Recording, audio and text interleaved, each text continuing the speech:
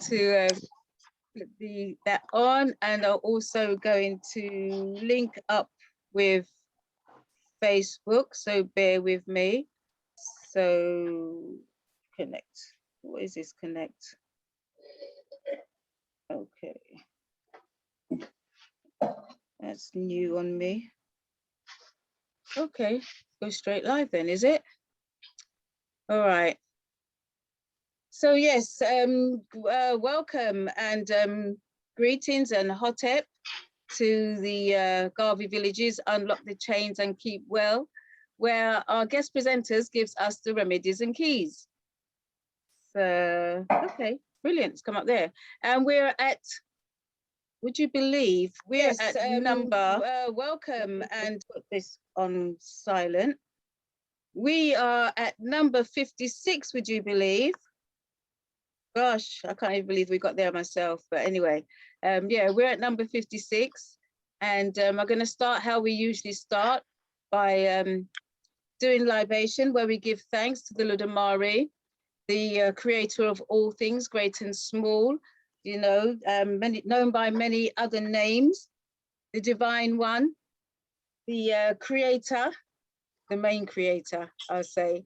So I give thanks for the creator, for the fact that the earth she's given us, for this, the earth that we stand upon, the air that we breathe, the sunshine that gives us life, the water that also gives us life, all creatures great and small, the plants, the trees, animals, everything, the bees, I give thanks for. I also give thanks to our Ori, that helps us and guides us. Let me stop screen sharing. Helps us and guides us through thick and thin and all the things. Let us know what we're doing, if we're doing something right or we're doing something wrong. Our Ori is to listen to your Ori. I give thanks to all the good ancestors that was taken away from the shores of our home and dotted all around the world.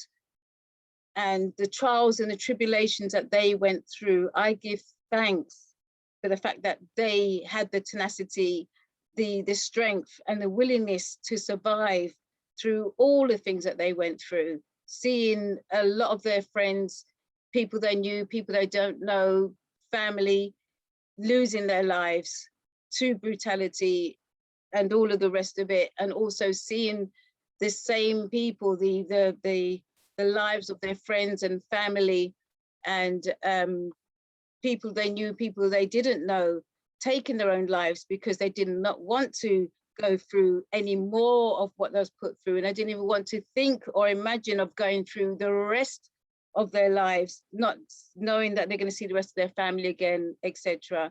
So for the good ancestors, I call upon to give thanks to, because not all of our ancestors were good. Some of them betrayed us. So I give thanks to the good ancestors, that ones that saw everything through, because if it wasn't for them, we wouldn't be here today. So for those good ancestors, I say thank you and ashe. I also say thanks to our leaders, our heroes, our sheroes, our warriors. As you can see, my favorite is the Right Honorable Marcus Messiah Garvey. And I know that we all have our favorites, and there's far too many for me to mention now.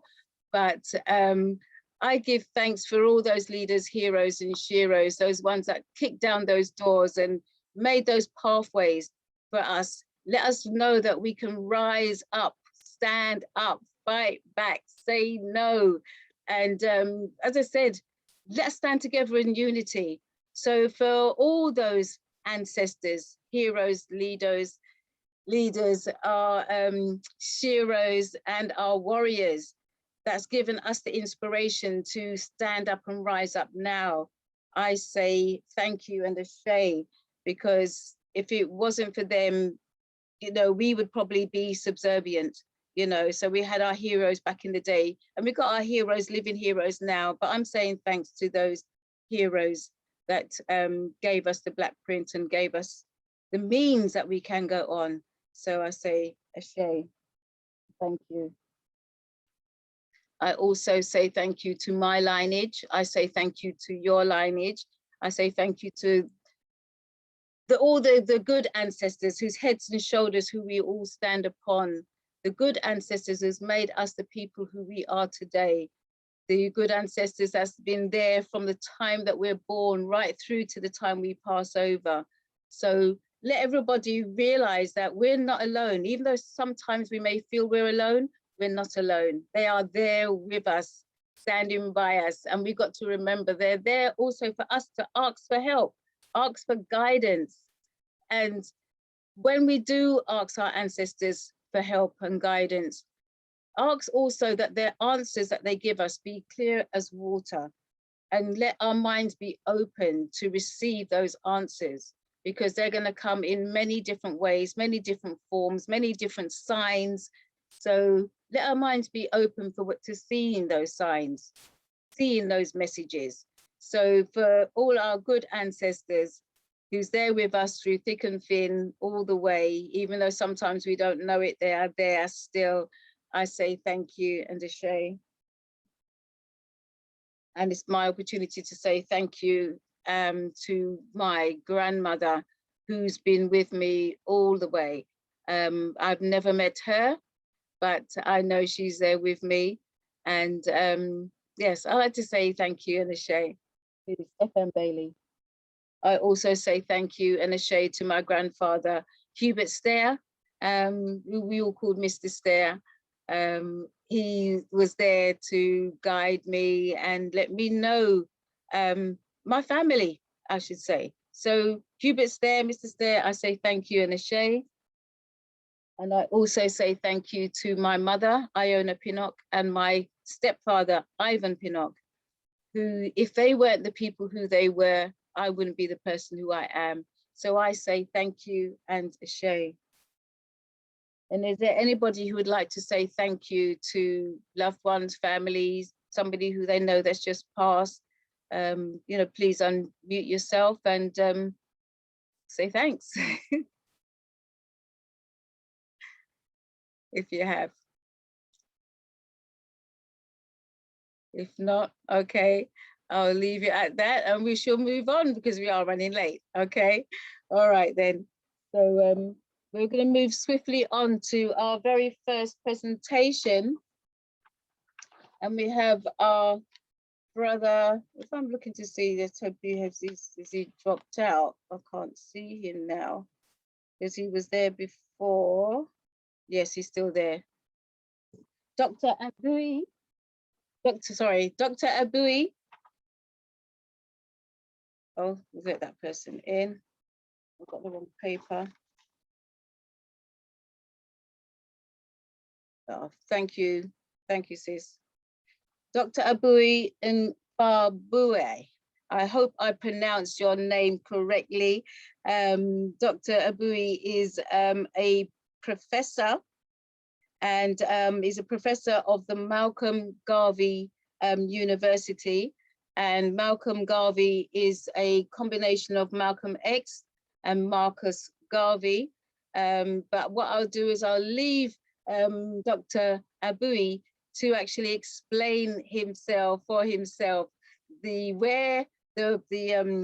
Malcolm Garvey in University of the Institute come from, how it came about, and also to explain who he is and what he does. So, Dr.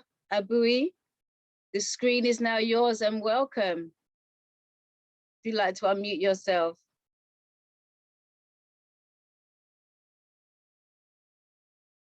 You've unmuted, good. Like to say something, to say? Hello? Hello? Hi. Hi? Yes. You listen me now? No, can't see you. Me, I don't know what's going on because maybe I think you listen me? Eh? You listen to me? I can't see you. Can you put your camera on? Your camera is on. Yes. Yeah, your camera is on, but we can't see anything. Have you got something in front of your camera? I see you now. You see me? I see you now. Okay. Well, I don't I don't know because let me see. Okay, this is the microphone. Okay, you hear me good? We can hear you very well. Okay. Well, first of all, I want to thank you. I speak from Spain, so English is not my tongue language. So I'm sorry to I don't have good in English, but I want to thank Sista Ijaleje for inviting me to this great meeting. I think everybody to celebrate Honorable Marcus Garvey, the King's Excellency Marcus Garvey, is somebody who we got to thank. Thank you, my sister. Thank you to ancestors to bring me in this forum. Well, I born in Equatorial Guinea, in Africa, in Central Africa. I grew up in Spain with my family. I met Marcus Garvey and Huey Newton, Malcolm X, and Sister Winnie Mandela from my mother. My mother was a member of the Free Mandela movement. So I enjoy in the Africans liberation, Pan-African movement, Garveyism, Black Power, or everything you can tell you from my mother's and my aunts, who was member of the church and part of the Free Mandela movement and follow Winnie Mandela. That was what I am, the youth. And then when I was 17, me and 4 brothers, Tommy, Enrique, and Ciale and Serafin, we formed the chapter of New Black Panther Party in Spain. It was the times in the end of the 80s with the terrorism against the African community by skinhead Nazis. Maybe you remember that time. There was bombing church, there was bombing, killing Africans, there was attacking Black people in the street. Mm-hmm. And we was tremendously impacted by somebody that you mentioned before. It was the music you put at the beginning. Dennis Brown. Dennis Brown, si senor. Dennis Brown was the song African Liberation Day. It's still one of the biggest songs. It was some sister, Jamaican sister, making songs for Winnie Mandela. I don't remember the names, the sister now, but it was some famous song in that time. Right. Yeah, and a group like Barney Spear in hip hop, who was very involved in the hip hop movement.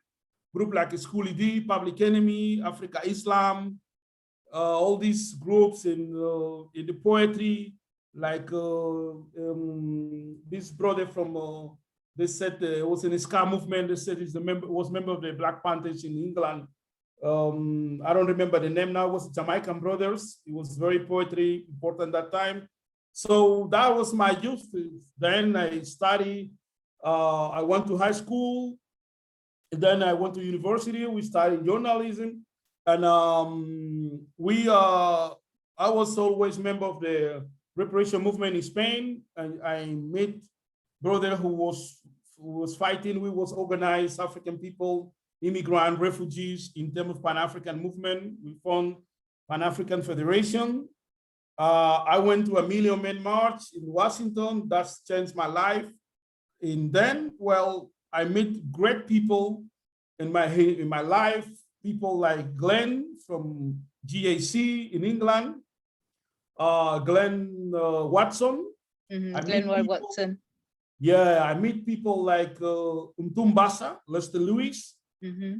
He passed days ago, and he brought me to Zimbabwe to meet Mugabe. I meet people like Sister Esther, the real leaders who teach me about reparation.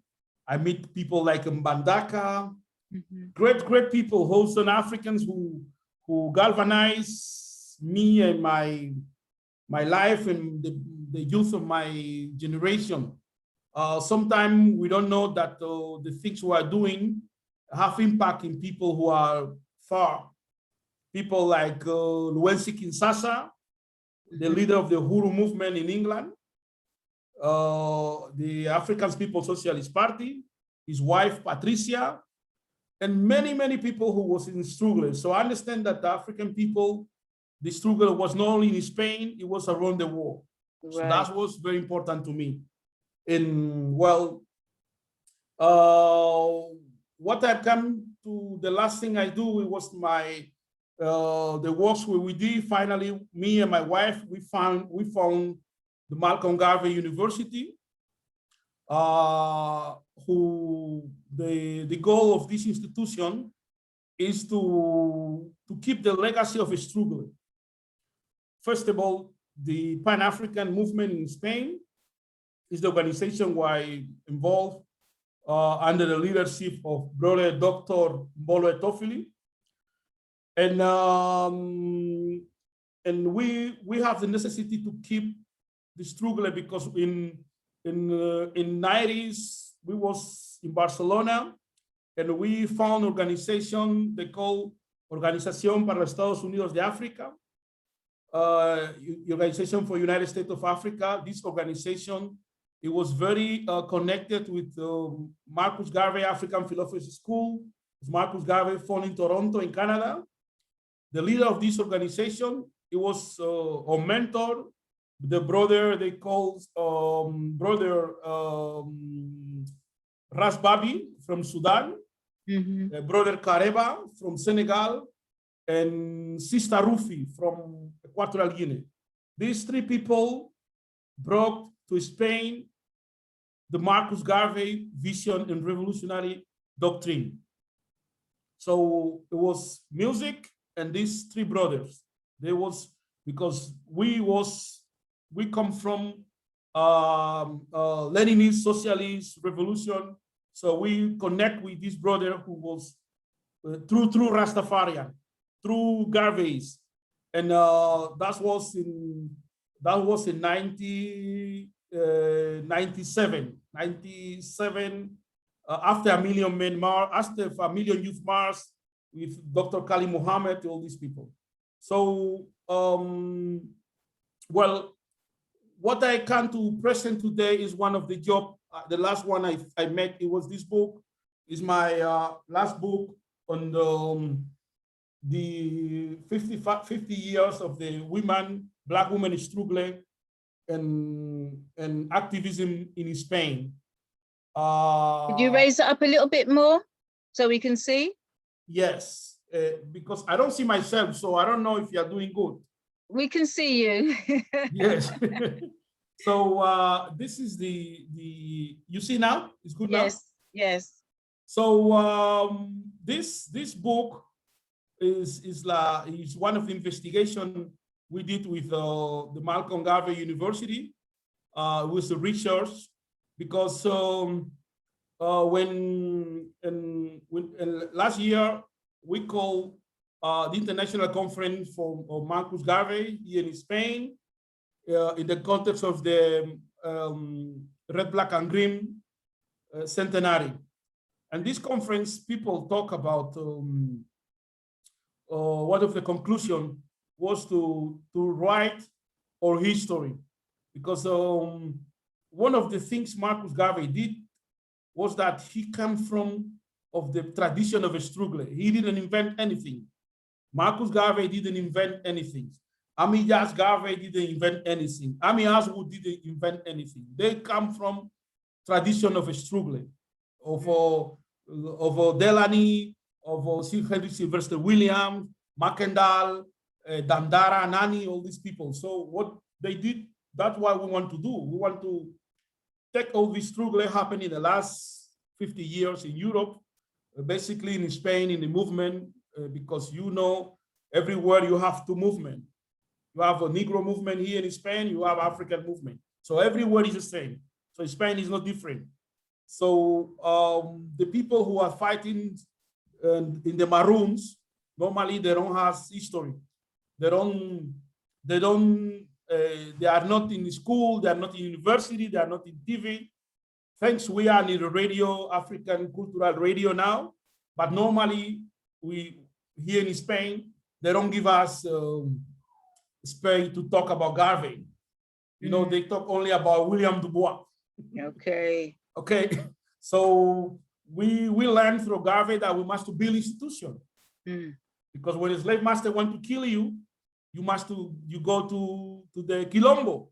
If you don't have Quilombo, where are you going to stay?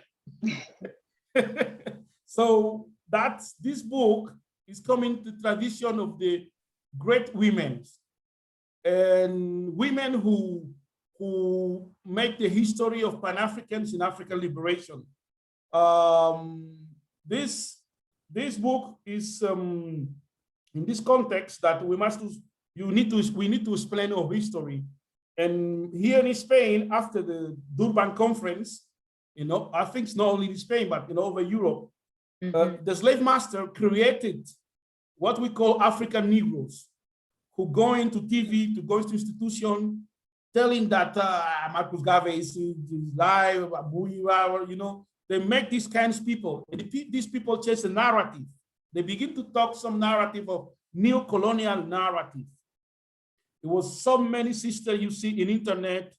You see them talking about Black beauty, natural hair, things like that. They despoliticize the woman's legacy. They despoliticize our experience, the spirit of my mother, the spirit of my aunt, the spirit of my grandmother. All these women who like Amy Ashwood, like Sista Nzinga in London, who wrote this great book about women in the Garvey movement. So after that, we see the necessity to respond this attack directly against Africans, Africanity. So I investigated with some brothers and sisters. We started to tell the history of these women who beginning after us, who beginning the struggle, who build the church, who build the march, who build the reparation movement, who build the conference. So to do that, I didn't do alone because I was really inspired by other people. I was inspired by many people who I met at the beginning. I told you that I met many people, Sister Kai Mbandaka, Sister Njeri, Sister Njeri is one of the Winnie Mandela Awards Human Rights in Spain, 2010, and Sister Afyong. So when I meet all these women in the present, I understand that in the past, it was all time was the same. Not just that the Spanish TV brings some sister talking that his dress is nice, African people is cool, all this, all these things. Or people was attacking Sister Winnie Mandela in radios, in TV. So they want to present Nelson Mandela as the great leaders. At the same time, they say that Sister Mandela is wrong.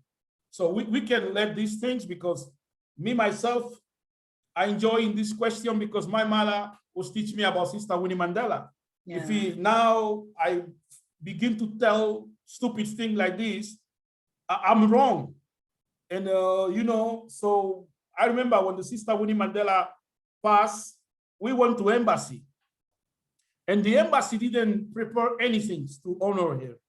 No music, nothing. So we said, but yes. So that's what the time was. We begin to understand the need to write our history, because Marcus Garvey said that any people who don't know his history, in Spanish, cualquier pueblo que no conoce su historia es como un árbol sin raíces. So this was something that we started to realize. We started to realize that in this book, beginning in the century 15, when women's like Nani, because Jamaica was part of a Spanish empire. People don't know that. Women's like Dandara in Haiti. Women's they call Maroons women's. Women's like Nzinga. Women's who promote in the mind of Africans the liberation. So that's why we started this book. At the beginning, we have a context in the contextualization. of the origin of the struggle. Okay. You know, what is the tradition when you want to understand the tradition of Sista Afion, the tradition of Winnie Mandela, the tradition of Maria Makeba, the tradition of Aminata Omoya. You must go to these people because this is one tradition. Other people have another tradition. We don't talk about these people. Today we talk about the people in the field, right? So this tradition for the field in Spain, we have this tradition too. Always was in the tradition. For example, we spoke the women's who in the 20s of this century, they was involved in Spanish Civil War. They was involved against slavery because Spain was of the emperor who make a slave. You know, that's why we have 200 African people in Latin America speaking Spanish. Right. They don't learn it in the school. They're learning through plantation, you know, and in all that place, Colombia, Venezuela, Ecuador, Argentina, Chile, African was organized. There was rebellions. There was built cities. There were built a state. You know, they built a state in San Basilio de Palenque in Colombia. We built a state in Palmares in Brazil, and we built a state that continues until today, the Haiti Republic. It's a consequence of rebellion of the Africans in Haiti, the established state. So we must not forget that because this is what tradition. So in this book, the woman you will see in this book is 500 pages. The woman you will see in this book is the woman who come from this tradition. Right. So I want to point out in the question of impact of Garveyism in the women in Spain. Is the chapter 4 in the book. Okay. Okay. I understand that, you know, Marcus Garvey was in Spain in 1909. Understand? And he traveled to Spain when he was a journalist of African Orient Express. Okay. Okay. And he came to Spain because he wanted to negotiate with Spanish government to get permission to travel to Africa. Okay? Because Spain was one of the countries who was in the conference in Paris in 1900. It was the conference to divide Africa. After Berlin conference, they meet in Paris. So Marcus Garvey tried to go to Spain to have some permission to go to Canada Island, after Canada Island, down to Africa.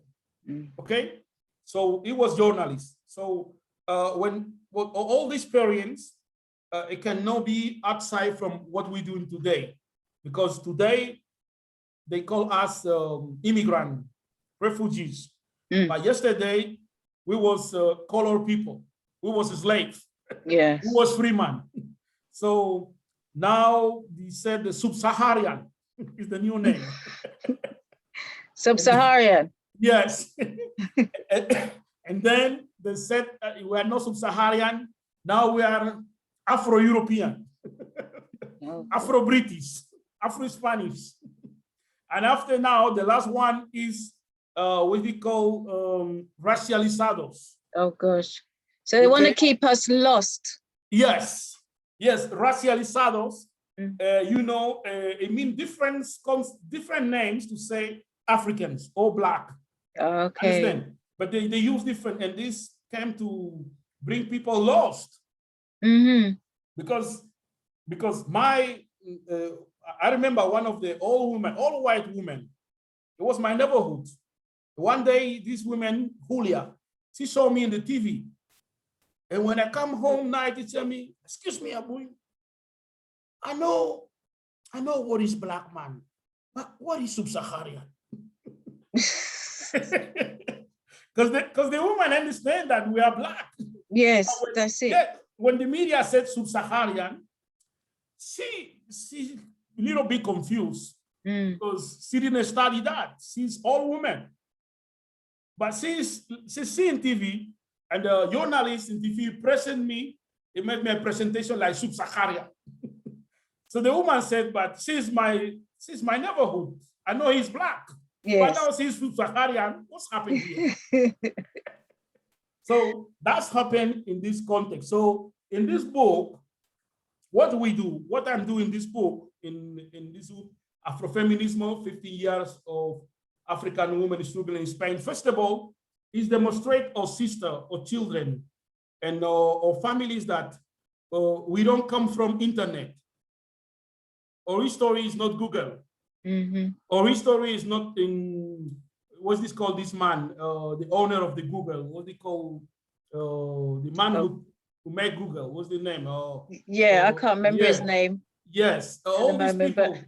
So many of the women who come in this book, they never have even WhatsApp. Mm. Because these women who don't have even, they don't have the time of a telephone because this new generation that use technology, the slave masters bring the narrative between our children, mm-hmm. Or telling our children that, okay, I'm a feminist. Okay, I say, yes, good, my sister, I'm a feminist too. But you know Winnie Mandela? The sister said, no. He said, what kind of feminist are you? You don't know Winnie Mandela. Mm. My sister, you know Amy Jacques Garvey? She said, no. You said, you know Amy Aswood? She said, no. I said, what kind of feminist you are? Because I'm a feminist. I agree, I support feminism, but what background you have on that? So in this book, we introduce people or children or sister to recognize the legacy, because we have a legacy. We are not only colonial people, slave, and all these things. We was resistance people, and this woman wrote the history. For example, in the chapter that we talk about the impact of Garveyism in Spain, basically in the women's. So in these chapters, we talk about women's like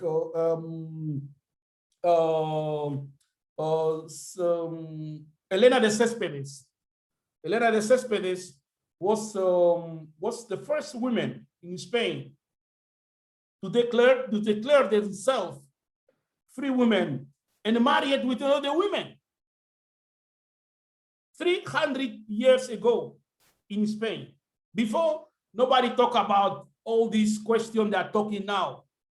We have people like Salaria Kea, is the woman who was fighting during the Spanish Civil War. She making a hospital to defend the people. We have a woman like Imelda Macaulay. Imelda Macaulay, it was the first woman to start the Spanish government to have the same right that the white, I don't know what it's in English, the white press, the press woman, what is in English, press woman? The woman with journalists?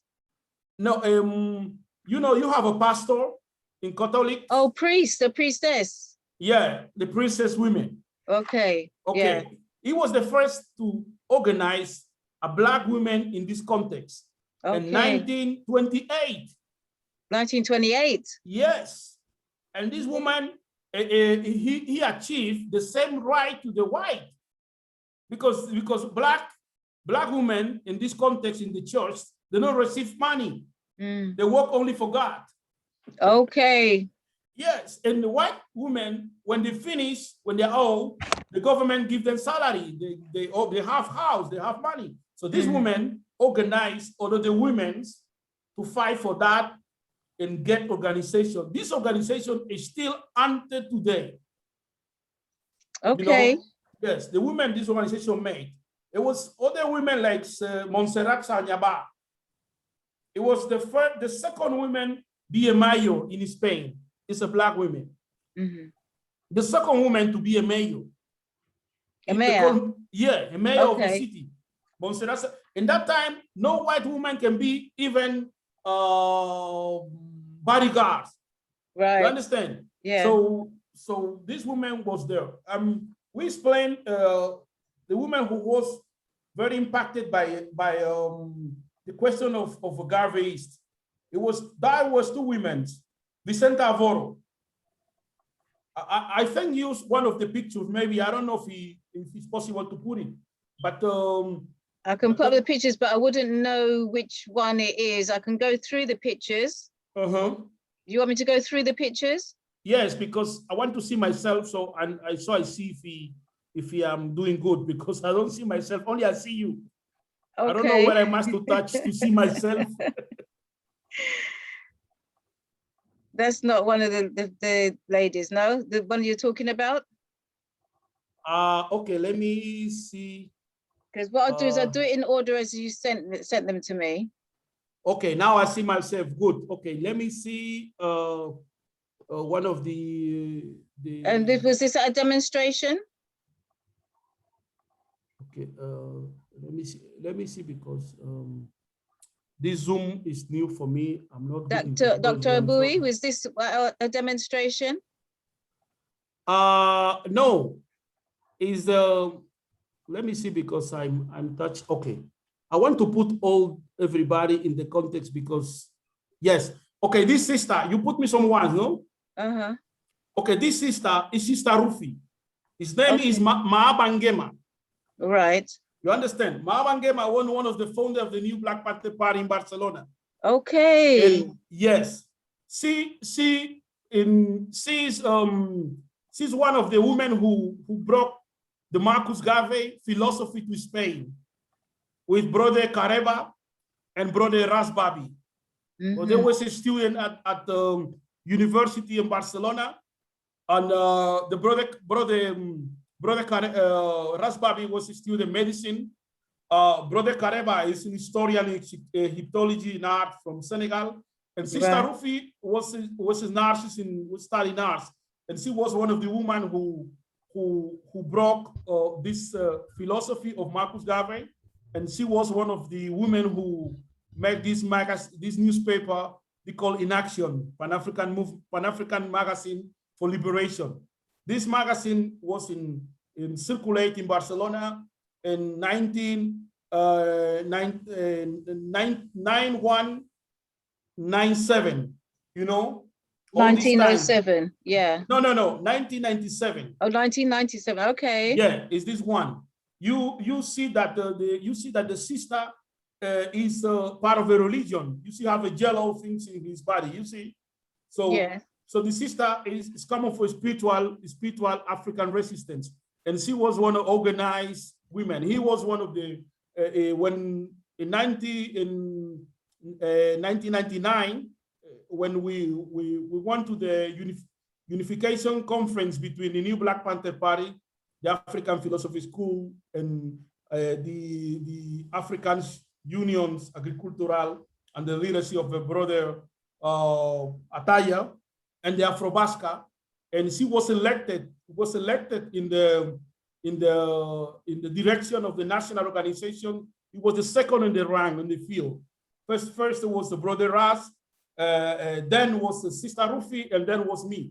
So we was part of a national leadership of the organization. So this is a Sister Rufi. She appeared in the book, and she grew up in Spain, and she introduced Malcolm X, and they was bringing Marcus Garvey. If you can put another pictures, I can explain more woman there. Okay, this sister is another one. This is Sister Tutumu. She born in Equatorial Guinea. She grew up in the context of colony, so he know the process of the 50s, 60s, and 70s. You know, so they was fighting the beginning of the fighting against racism in Spain. The people who organized in 70s and 60s, you know, in Spain. His history is important history because he spoke in the book about what's happened with her when the Equatorial Guinea access to independence, because Equatorial Guinea accessed independence in October the 12th, 1968. And she was a part of Spanish, you understand? So she explained that. Okay. another pictures. Okay, this woman is a brilliant woman, very brilliant woman. This woman is one of the women who found the most important magazine in Spain. You know, the magazines they call Africa Negra. You know, the woman of this woman is Cardoso. You know, she's originally his background is from Angola, and she come to Spain as a student in the late 70s, in the middle of the late 70s. And then she's finished study, and she was always buying both newspaper, magazine in England or in French, because there is not a Black or African magazine in Spain that time. So the sister organized and built the magazine they call Africa Negra. You know, Africa Negra was the first, one of the beginning of magazine, Pan-African magazine. Not that magazine was the Africans come with this kind of narrative, like missionaries, like colonial vision, you know, the poor women, you know, things like this. No, there was something different. You know, it was the magazine was I read when I was youth, and this woman, one of the woman who make this, he's still working in media. She's still making book. Okay. Yeah, but as a consequence of that these women, there was Garveys that had not visibility in the mainstream media. You understand? Mm-hmm. Okay, let's go on to the pictures if you have more. Okay, this pictures is historical pictures. This picture is the national, the end of the first Pan-African conference, the first conference of the Pan-African movement. We held this conference in Barcelona. Then we give a strong decision to work for reparation, and we have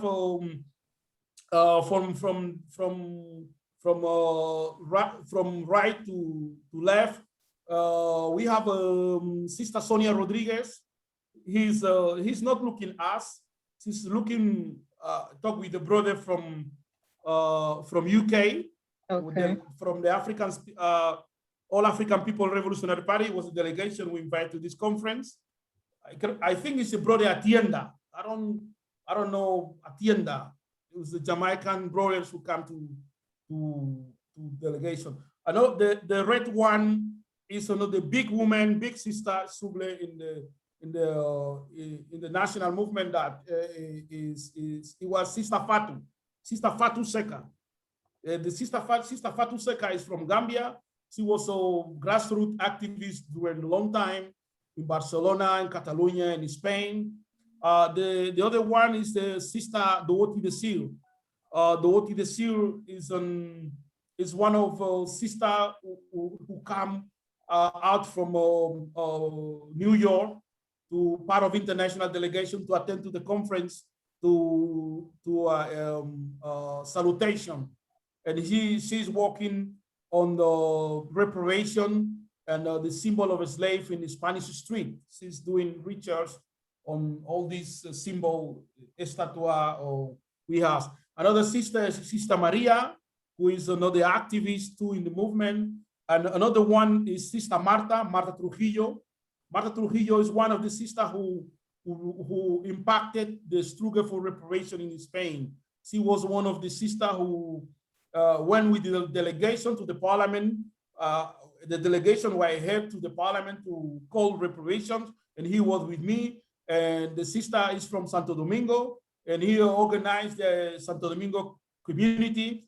And we make march, demonstration in many struggles, mostly when the brother Aliu was killed by police, and we worked for a long time together.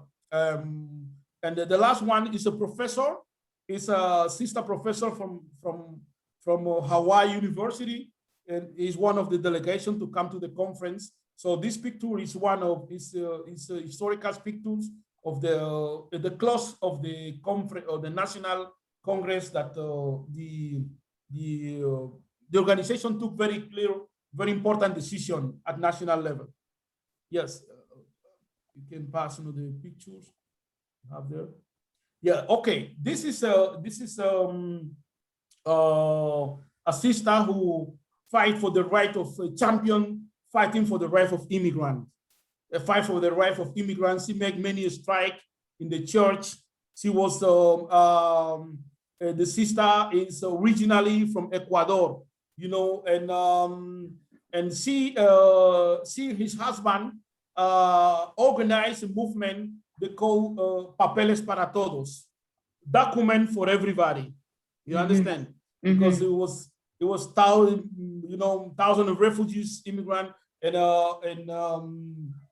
she called a big strike in one of the Cathedral of Barcelona, one of the big church for more than 1 month. The strike was in the media, famous people come there, and finally they win because the government have to negotiate with the sister and give document to these people. You understand? So she is a great one of the important sister in the struggle for African people at in the tradition of Ami Aswood or Phil Negros. Another one. Okay. This is the mother of one of my friends that we was militant of the New Black Panther Party. His number is Victoria Ojilo. Victoria Ojilo, he started working in the health in the hospital, thing like this, and then he organized organization of the mothers against the drugs in 80s. And he was involved too in Maleva, a cultural organization, social organization for African people. And she enjoys in the movement for liberation from Equatorial Guinea, Molifuge. And after in 2001, she was part of a popular party, Progress Party. The Progress Party is the political party who fight against the dictatorship in Obiang in Guinea, and this woman is part of the leader of this organization of this organization. She involved in many activities in 90s. And one of his children, Miguel Ebanga, he was my comrade in the New Black Panther Party. And Miguel was attacked by skid Nazis and he went to hospital. So his mother is one of the great women that I admire in this context. Even now, she's still implicating politician for his country. Excellent. Okay. This is the sister I talked before.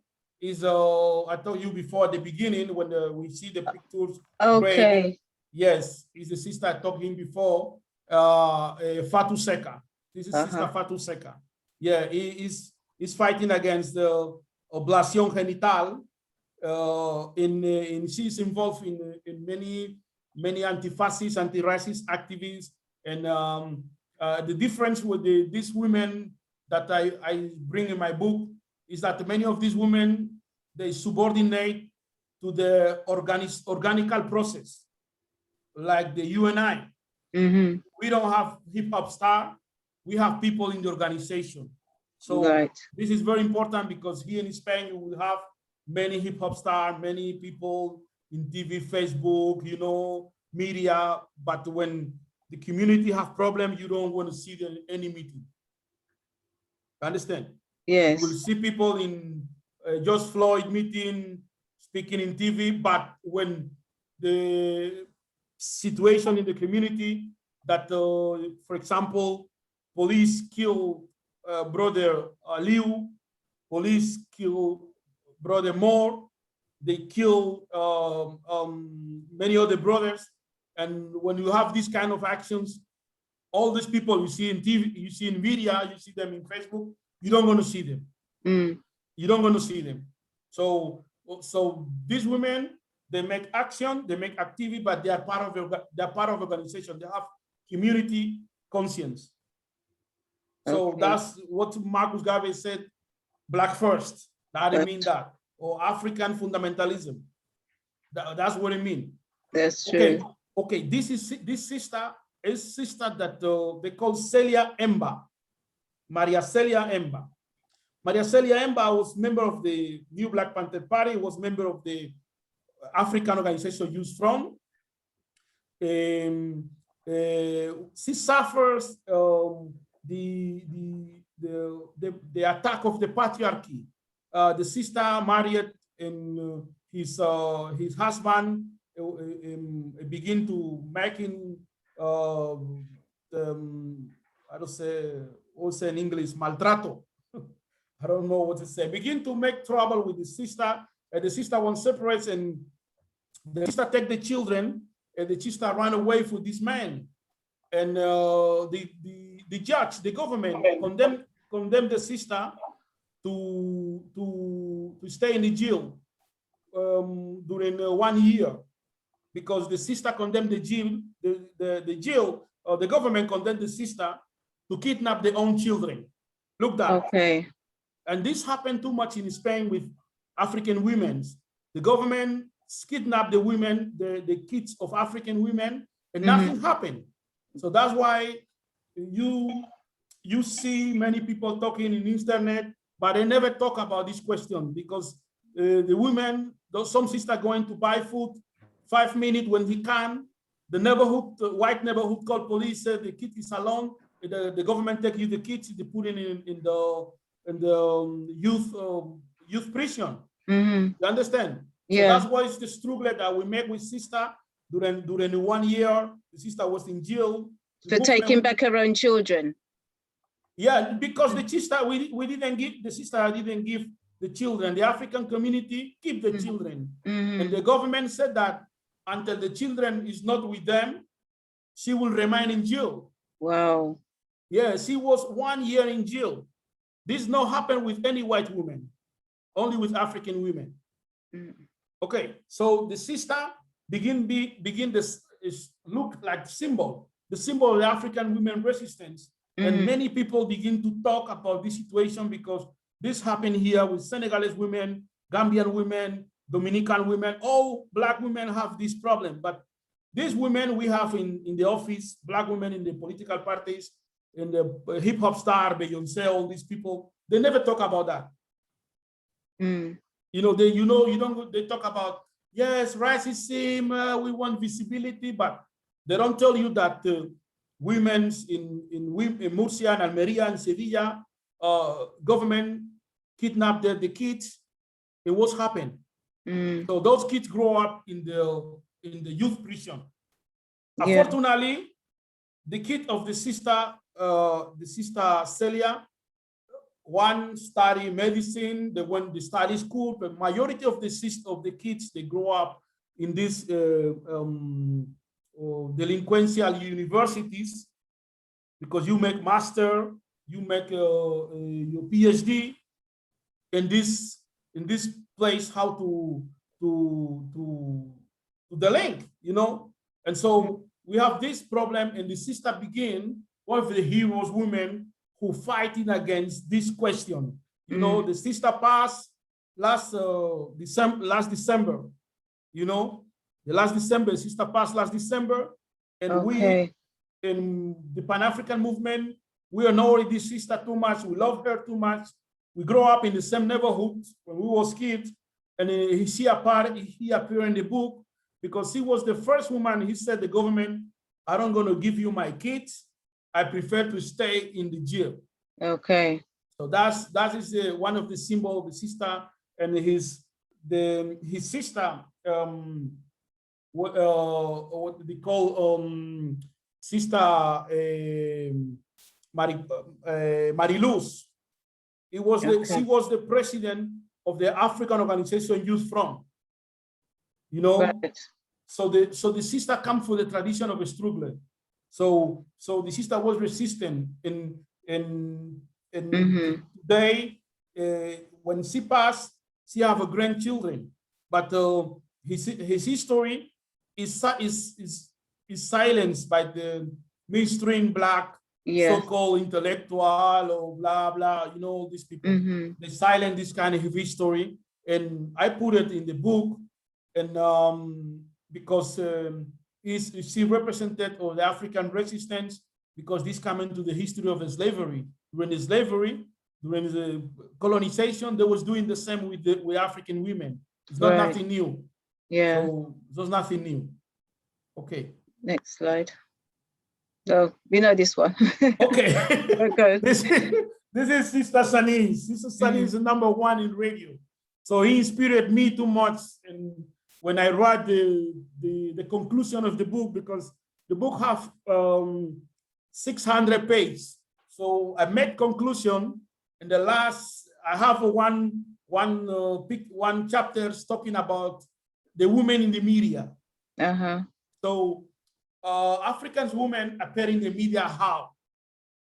Like, you know, always I told you about the films Django.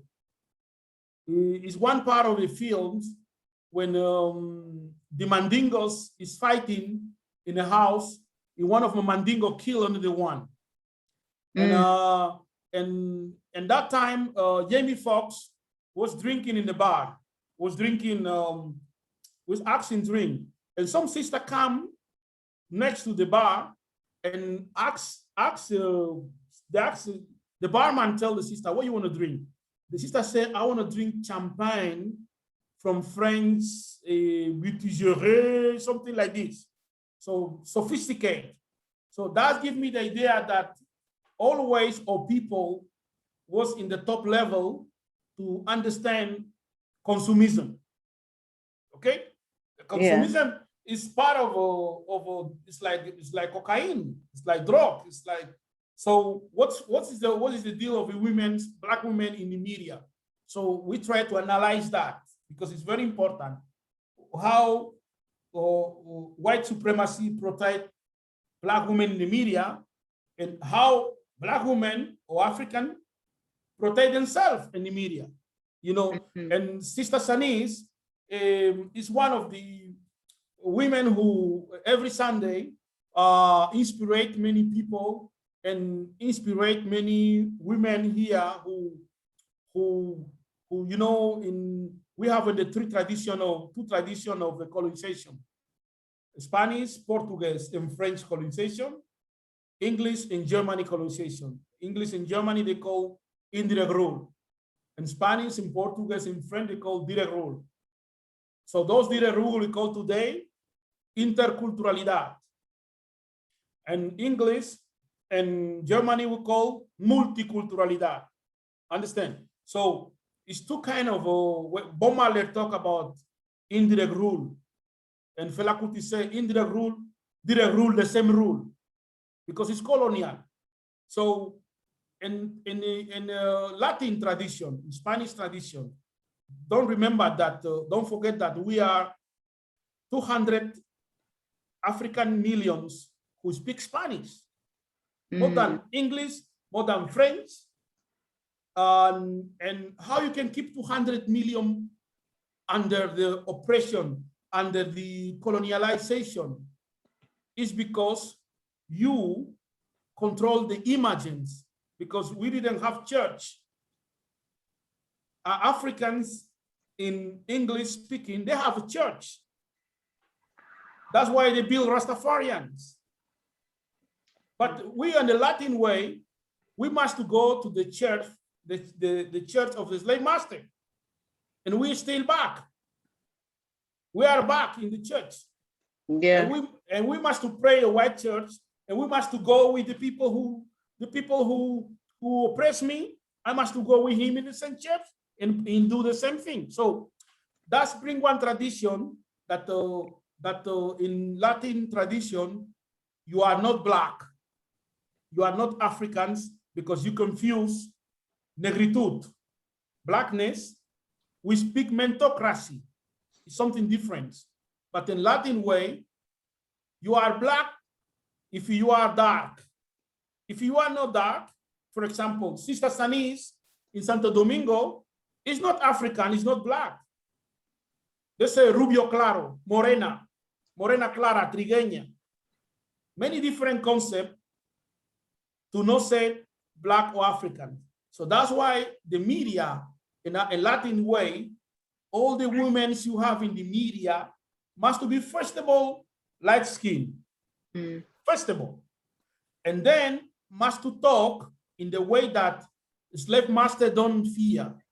You know, they must to show that they agree with oppression, their happiness. They must to laugh. We say in Spanish, sonrisa compulsiva. People who laugh every day by nothing. Understand? So this is part of what they teach you in the school, in the university, in the college. When they teach you journalism, they teach you to be that because you are Black. So when the Black people who didn't receive African tradition of a struggle in his home, when they arrive to the university, they act like any slave. It's normal because many people, many sisters discover with 45 years, with 3 children in a school that they are Africans. So when that's happening in you, all your life, you was acting under what the slave master tell you to do. So in the media, in countries like Colombia, Ecuador, Venezuela, Argentina, Chile, Santo Domingo, Cuba, the women that you see in the media is the women that try to be white. But no, you cannot see never women that they are outside of this imaging. You understand? So that's happening in Spain, in Portugal, and all that in place here in Spain is the same. If you come to Spain, you put TV, you will see some sisters that they are very happy, they are very, you know, and those sisters don't do that because white man tell him that you must be happy, because it's part of the natural realization. During 100 years, the slave master was portrayed as like this. So when Sister Sanis came into the radio and we translate to Spanish what the Sister Sanis said, so many sisters that they went to school, they was in campus with me, said they like Beyonce, but no Sister Sanis. Understand? Because when the same happened with Winnie Mandela, because all this vision of patriarchy, you know, what is vision of patriarchy? Because colonialization bring patriarchy to Africa, exploit patriarchy. So Winnie Mandela must be a women, submission women. She must not talk, she must not be leadership, she must not be beautiful, she must be quiet. That is a good woman for them. That's why you see that they brought Mandela a new wife. That's the decision is not taken by Mandela. It's taken by the White House or the place said, no, this man needs to know the kind of woman. This woman is dangerous. She talked too much. Somebody must to silence her. You know, all these things that you see, that's what they see. When the Spanish government take out visa from Sister Winnie Mandela in Spain, Canadian government do the same, French government do the same, Cameroon government do the same, because all these people, they say that she's an enemy. So that is coming for history. So I think, okay, this is another sister, beautiful sister. She has a radio, is the owner of the radio, is the first Black woman to have a radio in his property. He built a radio. Gloria, his name is Gloria. She lives in the south of Spain. She was the leader of the organization they call Mujeres del Mundo, Women of the World.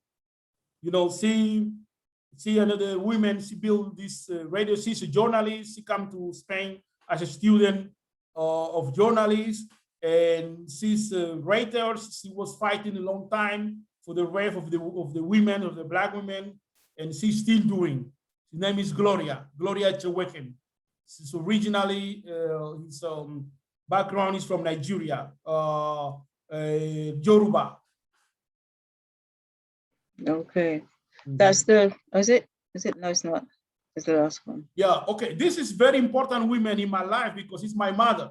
That's good. You included your mother. That's beautiful. Yeah, this is my mother. This is Dr. Basilisa Nfubea. She was he's part of a trade they call a Sassom. She born in Equatorial Guinea, and she was a teacher, and she's the woman who showed me to understand the difference between house Negro and field Negro. I didn't learn that in school. I didn't learn that in any Facebook and any school for the colonial, because my mom was make me to read the book of Kwame Nkrumah when I was 16 years. And at the same time, was in me understand that Black people cannot talk or do work against their own community. For instance, the language we use to talk. My mom was very radical in the question of the language you use to describe things. You must to be appropriate, speak. If you want to say something, the things must to be clear. So impose us to me and my brothers to use dictionary. So you must to use dictionary to know what you are telling. So when African people use words like vernaculo, it's in English vernacular, I think it's in Spanish vernaculo, to portray their own language. For example, African language, English, Spanish, French is a language. All what we talk in Africa is dialecto. Understand? So when the African said, I want to speak in vernacular language, vernaculars mean savage, jungle, people who live in uncivilized people. So all these things, and even the films Kunta Kinte, films like Roots. So my mother permit me to understand what's happened on these things, how Tarzan, films like Tarzan, when Tarzan killed Africans, you cannot clap because you are Africans, like these people are killing. So all these things I learned from my mother. So, and she's one of the people who built the Free Mandela movement. She was part of the church, the African theology of the principles of the Cohen. This man they call Cohen, who wrote the book, The Principles of African Liberation Theology. So at the same time, my mother was against integration. So maybe today you cannot say it's not possible to say that in Spain in media and TV that the Black man said. So for example, tomorrow the media say Abuy said that he's against integration. It's like something that you cannot say. But in 80s, many people, mostly people from Equatorial Guinea, we was against integration because we was part of a Spain colony. So when Spain want to integrate us, what does it mean? They want to recolonize us. They don't want to integrate us. So let's talk through. You understand? So my mom teach me to be against integration. You understand what integration means. So me and my brothers, my sisters, we was clear. Another women who was living with my mom is my aunt. They call Vicenta Boro. Vicenta Boro is my father's sister, and she's one of the women who teach me the the difference between the Negro in the school and the Negro who really fight. What's the difference between Marcus Garvey and William Du Bois? I understand this problem, listen my aunt. I didn't understand this contradiction in school. Never, my aunt always tell us that when skinhead Nazis come to attack African community, what is the student, what is African student who always are in the campus? So the people who was defending African community was brothers in the blocks, brother who never studied, brother who don't know, don't know too much, don't have PhD, they don't have a master's, they don't have anything. But there was loyalty to the direction of defend African community. When Sista was killed, Lucrecia Perez, it was shot by police, it was killed. The brother who came to defend the building, the office of the New Black Panther Party was those brothers. The brothers that we see talking too much, hey, you know, Abuy, this must be this. We don't see them. So my aunt made me to understand this question. Okay, this is Sista Mahaba Rufi. This is this picture we took in Barcelona. Me and the sister, I spoke, the first sister we spoke in the beginning. This is Sista Rufi. Okay. Yes. Okay, this woman is another great woman. This woman was the first woman who denounced the Spanish government but the racism in the European court. Okay, the sister passed 25 years fighting against Spanish government in the court. So they destroy his life, his husband, his family, the sister was in 1992 when the Olympic Games in Spain, Spanish government make many law to control the people, mostly Black people, because they have people to come to the Barcelona Olympic Games. They won't give good images. They don't want many Negroes in the street because this is bad imaging for them. They don't want many Black people. So they want. So one day the sister went in the train with his husband and his son, and the police asked the sister document. The sister said, "Okay, why you ask me document? The rest of the people in the train, the white people, why you ask them?" Say, "No, I asked you." Okay, they went to the police station, and his husband was a white man, but they don't tell him that the sister denounced the government by racism. So Spanish government condemned the sister, and the sister went to European court. During 25 years, the sister was in the European court, and as a consequence of this resolution of European courts, the legislation in Spain began to change. You understand? It was this woman, no was NGOs, all these white NGOs you see taking money, talking about racism. No, it was these women like this who do that. And nobody remember her in Spain. Nobody talk about her in Spain. And the sister suffered too much because the sister born in the US, and his father was part of a Martin Luther King. He was his grandfather fighting against Ku Klux Klan.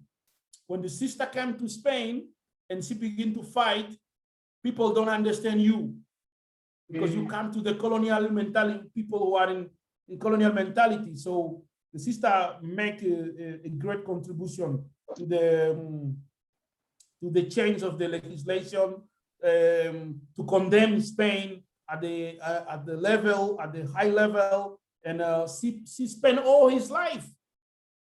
You know, you has a husband, you have a family. What man can support that 25 years? Understand? So that is okay. This is Sister Winnie Mandela, one of the reference in my life, and she's the woman. So the people who leader who more I learned in the struggle, and he was determined in the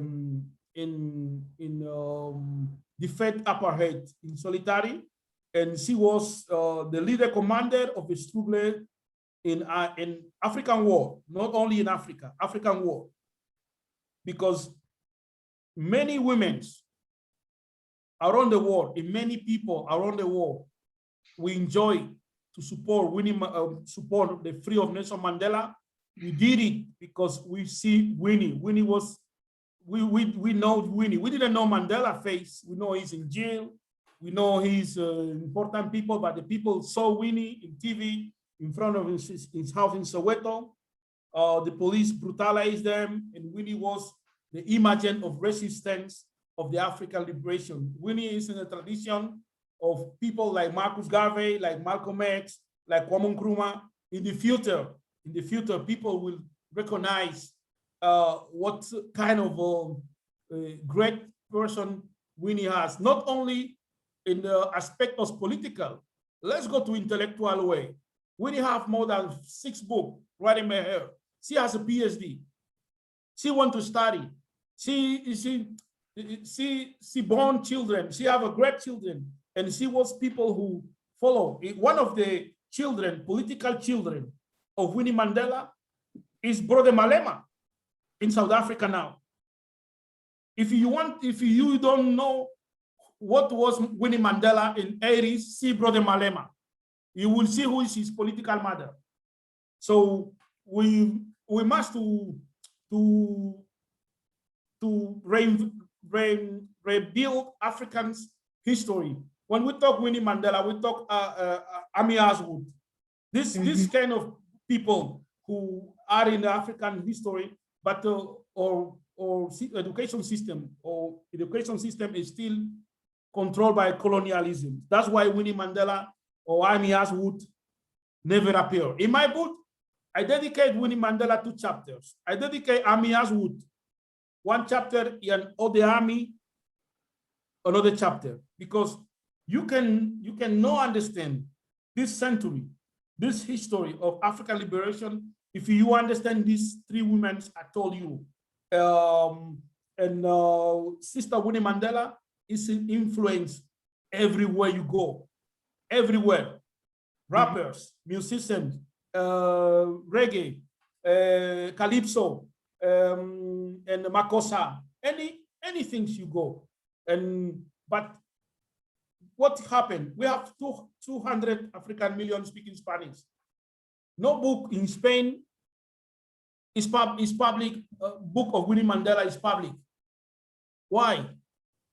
Because the symbol I told you, women's in the media, is still the same thing. They still keeping that images that Winnie must not be in public action. But she was the woman that make this history. When the women, Nelson Mandela never was taught to write physically. Winnie was taught to write. What Winnie was taught to write with electric torturers. Winnie, in his house with 2 children, it was destroyed by a bulldozer. And people of Winnie was killing his bodyguard, people of the organization. And what kind of this patriarchy speeches, campaigns to destroy Sister Winnie, to talk about his personal feeling, his personal relationship with Nelson Mandela. And if he is a man who is outside and the women is in jail, maybe Nelson Mandela will marry 6, 7 women. And nobody will say anything. But after even that, Winnie was still in support, his husband, his 2, and what Winnie represents for the masses of the people, for the popular people. Yeah. Popular people see Winnie as the leader of the reference of the African liberation. So I don't care about that. Was the CNN said, was the Fox News, or El País, or all this TV, or tell us in the school.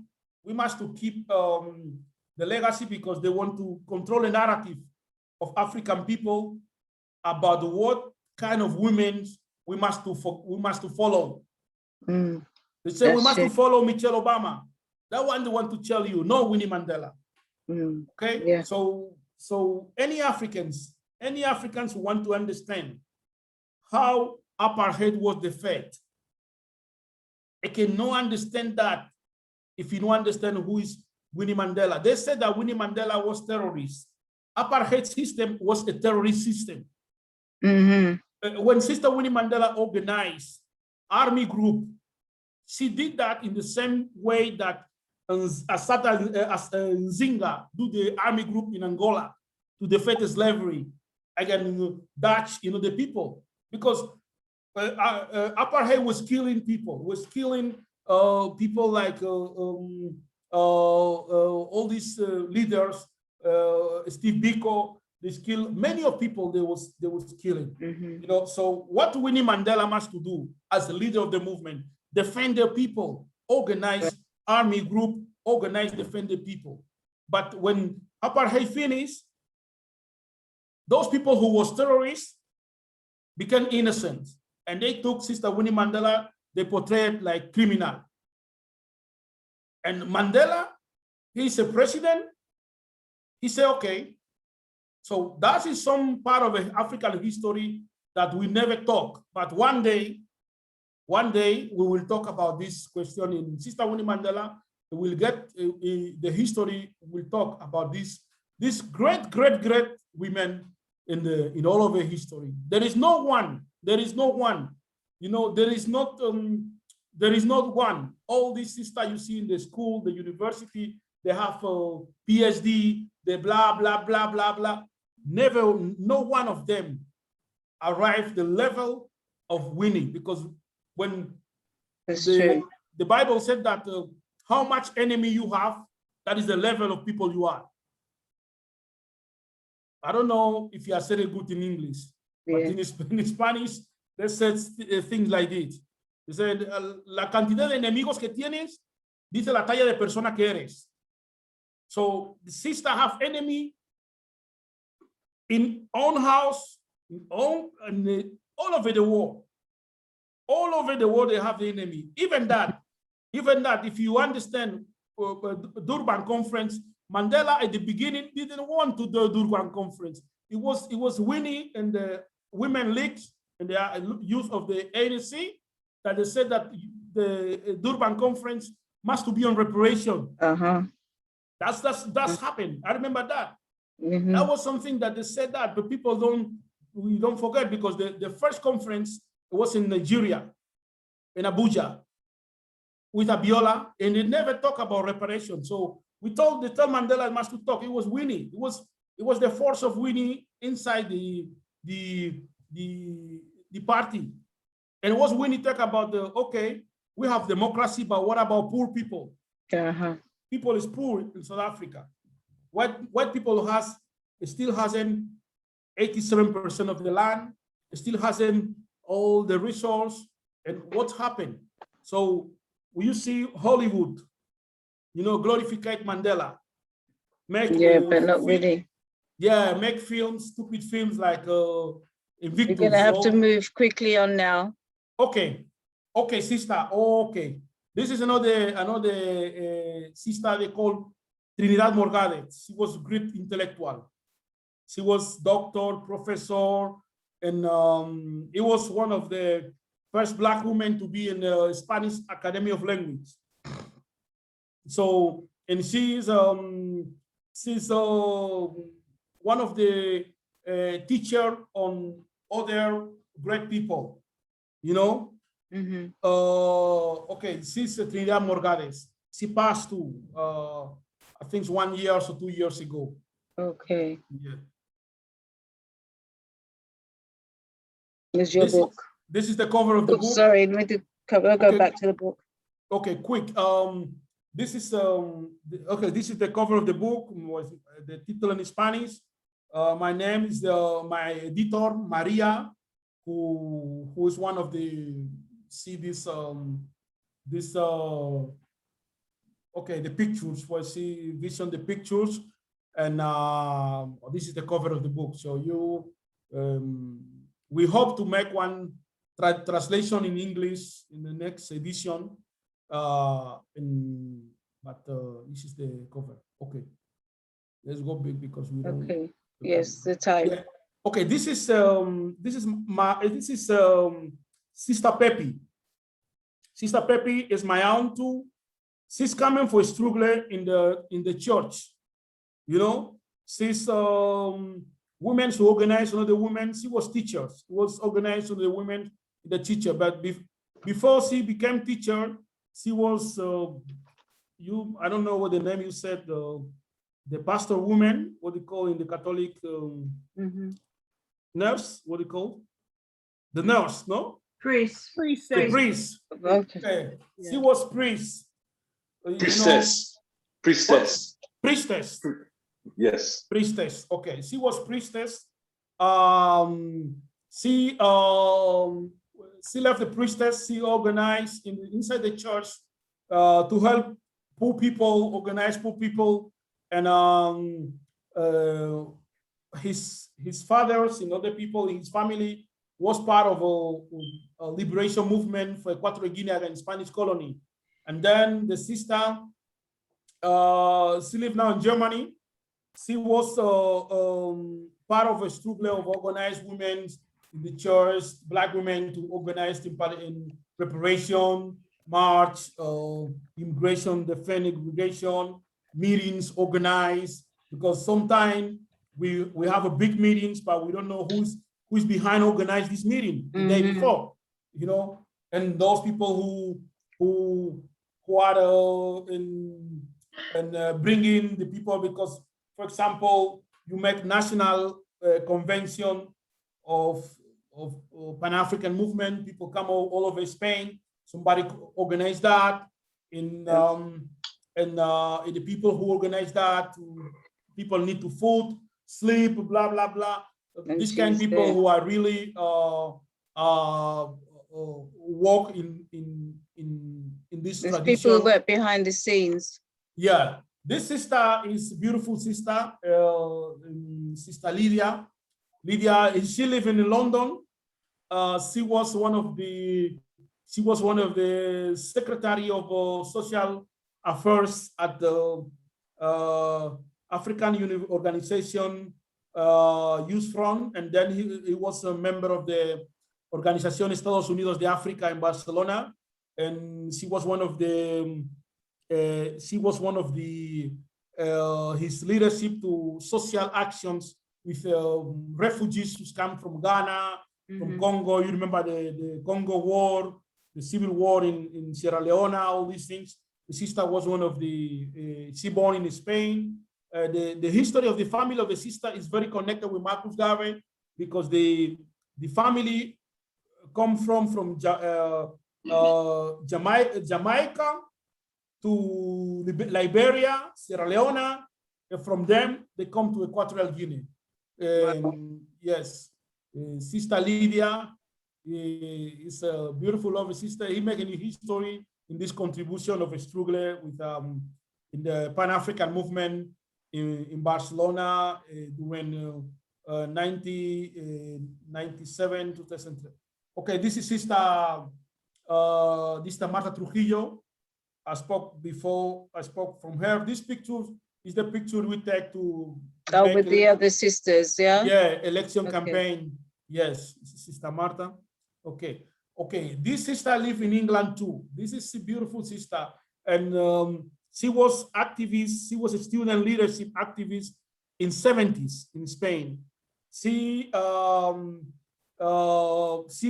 helped to bring many organizations like Asociación Cultural Abuy, like many other organizations, and during the 80s, during the 70s, and she studied law, and in this context, it was inside of a struggle for freedom in Spain, not only the Black people against Franco's dictatorship regime, and she's involved in many of the groups that still now. She was one of the women who build and promote and give ideological substance and all this group. Yeah, this is one of the leaders of the movement in the South. Is a sister originally from Senegal. His name is Mbose, Sister Mbose Ndiaye. Mbose Ndiaye is a leader of the Pan-African movement in Murcia. She impressed me too much because when his child was 1-2 years, she used coming to the meeting with the child, and many of this meeting was national meeting was about 700 kilometers, like from Murcia to Asturias, Oviedo in the north. She was bringing his son Mohammed. So Mohammed now is a big leader in the youth movement. So his mother was bringing her, and he was one of the organized groups, to the organized buses to go to the meeting. You know, to organize. Okay, this is Clara Castillo. This sister is part of is a spiritual struggle for African people. The sister was organized the peace conference in Colombia, and they denounced the genocide against African people in Colombia. And she worked in the organization linked to the Fundación Vida Grupo Ecológico Verde. And she is one of the women who brought us the question of the Black theology inside politician, because he's made the campaign, the Pope must apologize African people for slavery. You know, this is what the context the sister began part of a movement, and she began work. You know, he's a beautiful sister in the movement, and she's doing that job that this Pope must apologize African people, like he did with Jews, like he did with homosexual, like he did with many other people. That must apologize us, because Catholic Church, but church in general, was complicity in the colonial slavery in apartheid. So he's worked for reparation. That's good. That's good. Okay, this sister, Maripaz Lola Sorizo, beautiful sister. And this sister, she learned Japanese in the street. She was walking in, yes, she was walking in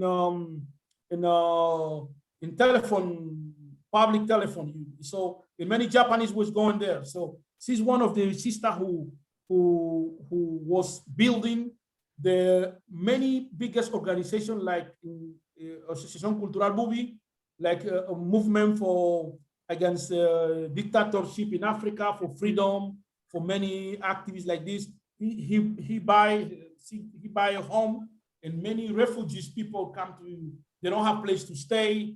They passed in Madrid. They was living there. She was women who, at the same time, at intellectual level, she played a great role to meet with women from other African women, Senegal, Mali, other place. So that was a mouthful. Yes. Okay. Yes. We haven't got that much time for questions and answers. We do have to really move on to another great sister we have in our community. But Vander Peter, you had your hand raised for a little while. So do you have a question? And Swazi. He's got to unmute. Oh, you unmute yourself. Let me take one cup of water, please. Okay. Hello. Hello, can you hear me?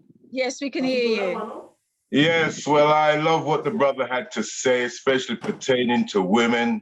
And I'd just like to say that in order to have balance, man and woman must be equal. Mm-hmm. You know, you can't have balance without that. It's like on the scale, you know, you got to have the same weight on both sides of the scale, so it's balanced, you know. Yeah. So basically that's, and I salute the man for all he said about pertaining to women in particular, because they do need to be respected and valued far more than what they are at the moment. That's beautiful. Thank you so much. Thank you. This way. Hi, Auntie Jeannie. How are Hi. you? I'm good, thank you. Yourself? I'm so good. I'm just live from South Africa, and I brought in a couple of activists.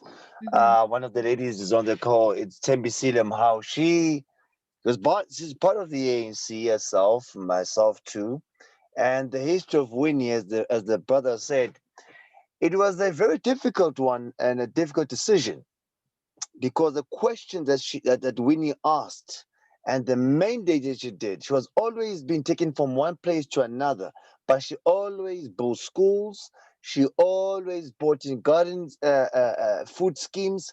Nothing could stop her. Wherever they take her, she would vibrate the area and make sure that our people are eating.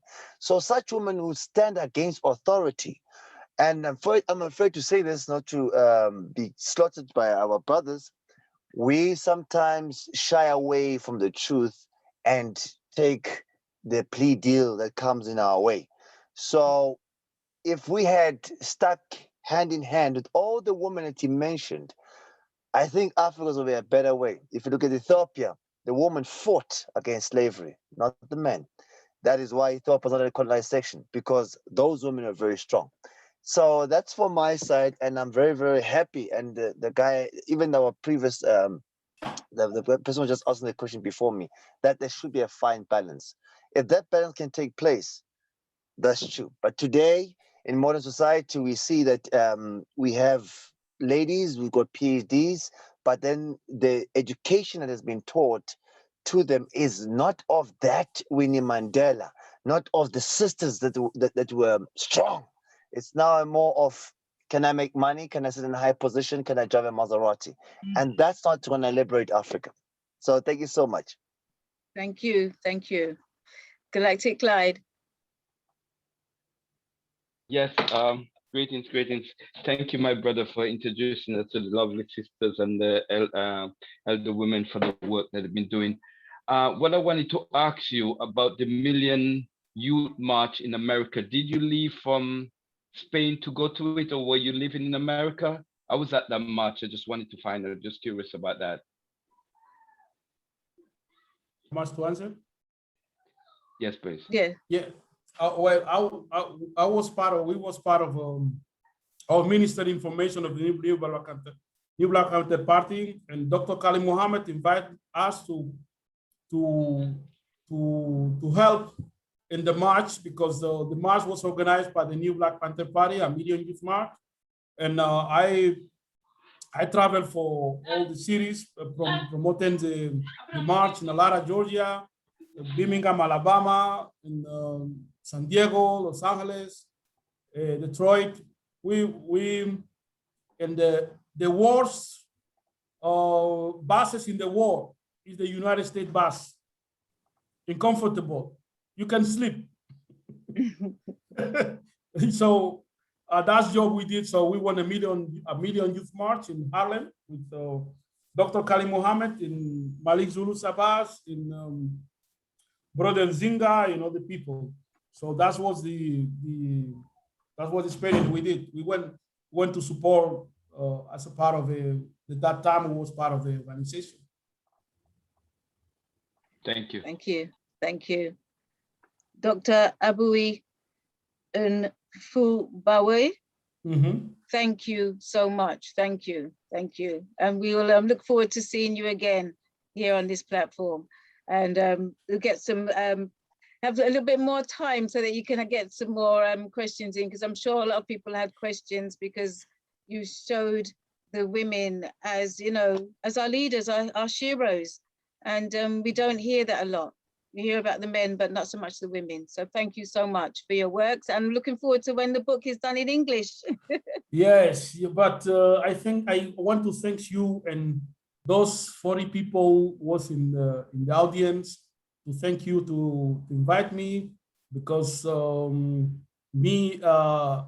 grew up in the context that the wars, Marcus Garvey was something great. So for me to be here today with you is something very important to me. I'm thank you, all of you, to invite me to this place. I hope that this Garvey Village will be so far. We will do that. You So will. thank you, sister. Muchas gracias. Aquí va. We've got one more question from one of our directors for the Garvey Village, but in the meantime, could you put your details in the chat, because you know, your contact details, so people can get in contact with you. Sister Patricia? That's what I was going to ask. That's what I was going to say. Somebody has requested that Dr. Abuy puts his contact details in the chat, please. Okay. Yeah. Thank you. And we're going to move swiftly on to another queen in our community. One of our, you're going to have to do a second book, you know, because you left out a couple of people. You left out this sister, yes. Sister Kemet, and also Sister Esther. You talk about her a lot, but you haven't put her in your book. But okay, Sister Kemet, please grace us with your presence. And Too Real. The screen is now yours. He's left you out. No, I think he left you out. No, sir. My sister Gail as well. She's on, I think, from Too Real. I don't know. Okay, is she here? She should be there. Can't see her. Okay, but anyways, Sister Queen, Sister Kemet, please introduce yourself. I mean, I've known you from Power Sis.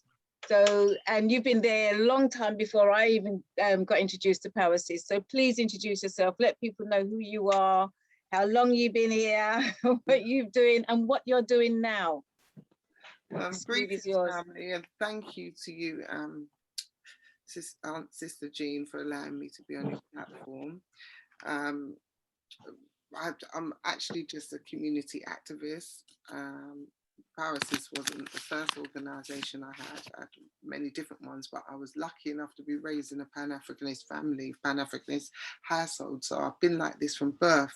So almost it's my duty, because I really do believe that we've been put here to serve. So so being a community activist and a philanthropist, helping my people in the Caribbean and in Mama Africa, is just innate, something that's innate in me and natural to me. So I've just been that all my life, apart from being 3 decades as a school teacher in the States, in the British state school system. So I'm an advocate for education and reducing exclusions in schools and raising achievement of children of African heritage. I've done that for many, many years as well. And at the moment, I've got a platform called the Too Real Show, which I don't know where Sister Gail is. And yeah, and a campaign group called Official Stop the Silence, where we allow people to use our platform to tell the stories from our own narrative, where we set the stories, where we change the narrative of everything African and everything Black being negative. So that's really about it, saying the truth. Okay, so what are you doing now? Because I know that you sent some barrels over to St. Vincent. Mm-hmm. So at the moment we have some activists and volunteers working with us in different countries, and at the moment we've got the Empower the World program, which we've always had. That came out of Power Sis. Power Sis Empower the World, the Gambia. We've got Empower the World, Power Sis Empower the World, Ghana, so forth. We've got Empower the World, the Caribbean, where we do a lot of advocacy in Jamaica, in Barbados, and now St. Vincent because of the volcanic eruption. So we've been doing a relief campaign where we've sent over, I don't know, maybe close to 40 now, 40 something, you know, the massive, what they call Ghana bags, and 4 barrels and 2 really extra large suitcases with, you know, canned food, a lot of 90% brand new clothes. What else? Toiletries. We created toiletries packs and stuff and sent them out, especially to women, because they said they had no sanitary towels and things like that. So yeah, that's basically it. And we're working alongside Kelly's shipping agency, which they're based in Southampton. And we've got a couple of brothers that support us as well. One particular brother, Brother Alf, I have to salute him and big him up all the time. His queen passed 3 weeks ago, and the funeral was on Tuesday, and he still jumped on board and went and picked up the barrels for us. And they have no children, and as much in all of his bereavement, they've been together for 37 years. Sister Gail would tell you, and he just jumped on board and just continued to help us and said, no, you need the support, you haven't got a van, I'll collect the barrels and help you pack and stuff like that. So I have to salute him. Wow, that is totally awesome, really. Yeah, it is. You know, it is. But you just make it sound so simple. You've been doing a whole heap, sis. No way as much as you. No way. No. You've been going on for a lot longer than I have. So what's this now? But what's Too Real? Too Real's is a talk show, which the number 2 and Real, because it's myself and any one of the what do you call it, resident co-hosts, which is this sister called Gail, and I think she's on the live, and Sister Jasmine. So we interview people on our Instagram platform. We also do videos as well. So we allow people to have a platform where they can showcase, I don't know, maybe their business. We do, you know, reggae artist Janet Kay, Carol Thompson. We do political activists, like we did Dr. Umar Johnson, you know, all different people from everywhere. It's an international talk show, which is on Instagram. It's on Instagram. So what day does that come out? Or is that every day or time? We started off 3 days a week, but on now we've gone to Monday and Thursday. But when it's Black History Month or International Women's Month, a particular month, we go every single day because we just have loads of people that we want to interview. And we do Black History Month in October and in February, but we use it as a launch pad because we know people say every day is Black History. So we use those months just as a launch pad to go harder in getting the message out. So, and if we have somebody if there's a current affairs, like there's the campaign for young Princess Sayende, who got beaten up by some racists, and there's a Free Sayende campaign, and the young girl ended up being placed in prison. She's been there for over a year. And over a year she's been there? Over a year, and she's the one under attack. So her mum wanted to use our platform, so she jumped. We allowed her to jump on. So sometimes it's more than twice a week because of the current affair, whatever the current affairs is at the time as well. Okay. So how long is the duration? How long does it go on for, and what time? We used to go on for an hour, but now we've had to cut it to half an hour. But it normally goes on longer, but we try to cut it down from 8 to 8:30 because normally we try to do a Zoom after with them as well to get it out. So it's still about an hour, but on the Instagram it's just 8 to 8:30, and we've been going we're coming up to our 2nd year. We only started this. Well, we did something before that, but we used to have something similar, but it wasn't on social media. It was called Everyday People, with different age ranges. And then we had the breakfast bar. This was like just before the whole so-called pandemic thing for the first maybe year. But as Too Real, this has been going since lockdown. And we've just been recently, there was it weren't just our community, but different communities, Black and white, saying the best talk show since, vote for your talk show on Instagram since COVID, and we got voted the best one since COVID. Beautiful. Yeah, so the Voice newspaper is going to do an interview with us. Yeah, number 1 since COVID. That's wonderful. That's wonderful. You definitely have to put your details in the chat and let everybody know, so more people can get on board. And, you know, as I said, you'll get more stories as well. And is there a record of previous stories? Is there a recording? Sure.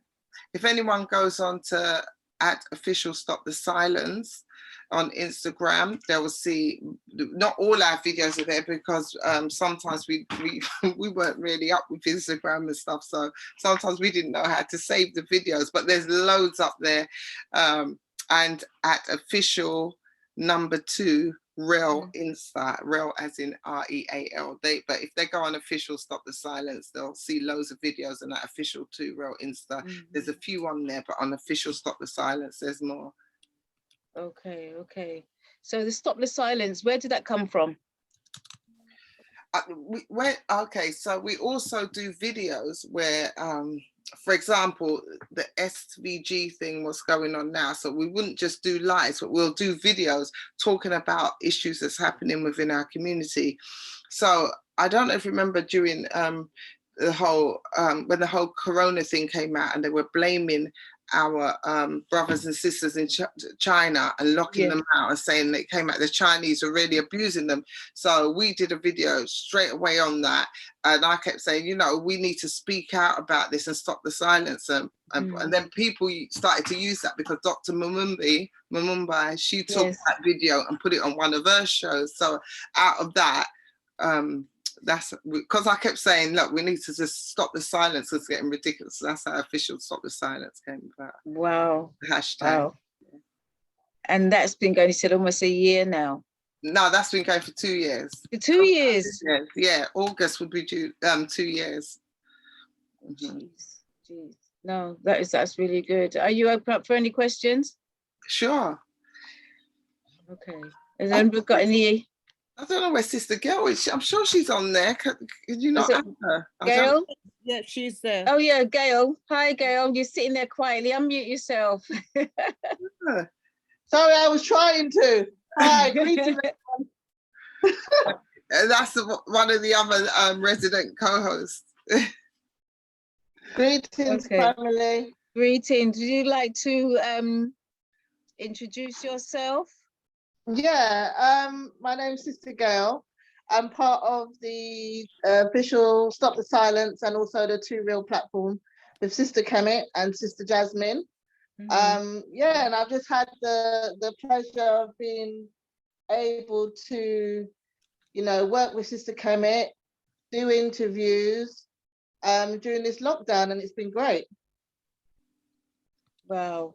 Well, I'm going to say something about Sister Gail though. Yes, please. So it started off with myself and another sister, and then she left because she said she's got a spiritual journey to go on. And then Sister Jasmine Jones came on board. She's still there, but she lives in Northampton. So because especially when it comes to Black History Month, we just go hard. We just have interviews all the time. So because I'm like the main resident co-host, I was just doing every day, even sometimes by myself. And one day I said to Sister Gail, look, I need you to jump on this. You know, it seems like I've never done anything like that before. I said, I know you can do it. If you want the opportunity, because I know you said before that you'd like to do something like this. So I'm giving you the opportunity. And from the time Sister Gail came on there, she was a natural. She blew it up. Everyone was just saying, that sister's really, really good. And just non-stop. You're too much, Sister Kemet. Give thanks for that. No, but I thoroughly enjoyed it. And as Sister Kemet said, I wasn't 100% sure whether I'd be able to do it. I know I can chat, but it's different being able to converse with people and interview. It's a different kettle of fish. But yeah, it's been fun. I've fully enjoyed it, 100%. So I give thanks to Sister Kemet for the opportunity to be able to be on the platform, because it's brilliant. So what is your role? What's your main role? What do you do? I'm one of the resident co-hosts with Sister Kemet. So we do the interviews. For Black History Month, we had to interview every day for the whole month. So that's something we did. So yeah, so that's kind of my role, is just really, supporting Sister Kemet, getting the information out there, interviewing certain people within the community that otherwise, people wouldn't hear of them, because you're not going to get it on mainstream media. And there's a lot of brothers and sisters, elders, young people that are doing great things out there. And it's our platform that they're able to come on and showcase what they're doing in the community. And we have been blocked a few times as well. And We like, have been. Is it on Instagram or is that Facebook? yeah, Or on Instagram. Instagram. on Instagram? Yeah. Yeah, because we've So said We a had few things. our account blocked. Yeah. Yeah, Wow. we've had a few things that people don't particularly like, and we've had a few guests on that have said things that they don't like. You know, a lot of spiritual guests we've had on, kind of, you know, resonating with the same conversations. So what things did they block you on? What's the topic? A lot to do with COVID, a lot to do with racism, especially institutionalized racism. And anything spiritual, anything They about don't like our spiritual. No. No, they don't. No. Wow. So they know that as Africans, when we have a connection Yes. with spirit and spirituality, they're in problems. So Wow. Wow. Galactic Clyde, do you have a question? I see you have your hands raised. Yes, greetings, Sister Kemet and Carl, and thanks for coming on. Sister Kemet, I should ask more than one question, because first thing, are you still doing the fundraising, because you're the one who introduced us to Tonic Man from St. Vincent? We've been having chats with back and forth about what's going on. So are you still doing the fundraising for St. Vincent? Yes, yeah. And if so, can you put the details in the chat? Sure. Yes. One of them what I put in my head, so I'll do that now. Also, I didn't realize that you was going to be on today, because I did speak to you about coming on to talk about the sewage report. We call it the sewage report because it's a sewage report. And I know that you were one of the first people who do a write-up and send out that went viral on the video that you did about it. Can you talk a little bit on it, touch a little bit on it for everybody to just to get a tinkle on it? Yeah. And thanks for your work that you all are doing, and keep the work up, keep the work going. Yeah. Thanks. Yeah. Sure. For those of you who don't know, because I don't know if everybody knows about it on this platform, when there's Boris Johnson wanted a group of his cronies, I think, I don't know if you know, to write a report about racism, which comes out, I can't remember how often it comes out, but so they did this report, the Commission of Race and Disparities report, and the head of it was Tony Sewage, I call him, who was an African that has never had our best interests at heart, and as far as I'm concerned, there's only one thing what he's ever done that has been positive in terms of us. It was a black book called Garvey's Children. It was black children's book, but apart from that, he's never told anything from our narrative. Now, I used to write reports to do with racism, especially within education, for the Home Office, and look at the data and so forth. Now, when that report was coming out, I got information that was coming out that I can't remember what morning it was, at 11:30. So by 1 o'clock, I'd got the report sent to me. So when I read it, and I couldn't believe what I was reading. I was like, this is ridiculous.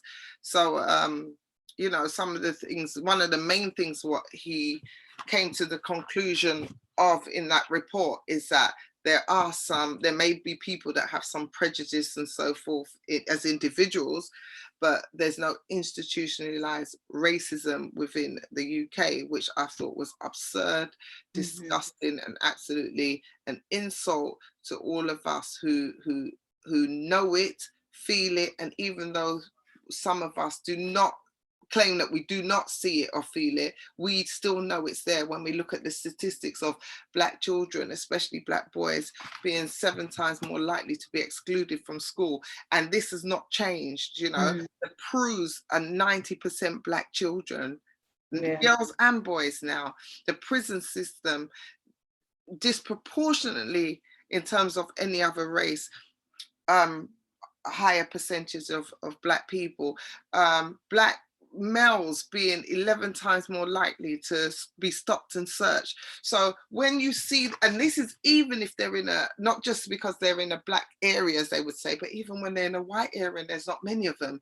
So this in itself shows that there's not even a low-level form of institutionalized racism. We know that there's a systemic racism that goes on, which the whole system is set up from, because it, look, in the video, my account was that as far as I'm concerned, you cannot be in a system that has been built up by murder, rape, and pillage on African people and think it's gonna all of a sudden become so-called not racist. Yeah. That's history, that's the natural order for them, and they make sure they set up these systems. That's where you get the systemic racism from, so that the institutions continue to carry it out, and none of it's changed. So I was just breaking down some of the bits that was in the report in the video, and yeah, that's it. I just think, and we put out an appeal, and I wrote to the PM as well to have that report completely removed, because there's nobody in the African community going to accept that. And if you want a report done, you come to people within the African community that has a Pan-Africanist stance for one and doing the work, because there's many professionals in the African community with the credentials as well, which they like, and you get the information from them. Yes, yes, thank you. Where can we get hold of this video? We'll be able to see it. It was going around, so it's I think it's still going around though. I have it on my phone, but I don't know how to get on it. I'm not sure. Sister Gail, is it on official Stop the Silence? It should be up there as well. To be honest, I'm not too sure. Yes, Sister Kemet, I could put it on the anti-gene market. I'll put it on, and I'll send it around to her. Okay, yeah, great. and then she can send it out. Yeah. Okay, if it's a link, if you can send it to me or email it to me, then I can probably show it. Okay. Yeah. You mean now you're talking about? Oh, no, you're not talking about now. No, not now. Now, depending on what the time, and probably show it to her afterwards. But no, I didn't know about that. You know, sis. Yeah. I didn't. I see, Patricia, you're unmuted. Do you have something to say? No. Okay. Has anybody got any questions? Because yes, I think I do, but I cannot put my hand up. I'm sorry. That's okay. That's fine. You can ask your question. All right. Thank you so much. My question is to the sister that just spoke about racism, and I'm wondering whether we understand, we actually define what is happening unto us, because I think that racism is watering down what is happening with us. And the natural law, which they call the law of physics, says that in every action there is equal and opposite reaction. And if this thing has been happening to us day in, day out, and every day we jump on the street to cry racism, so nobody is listening to us, it's because we do not react. How can we say we are the ones taking it more in the diaspora?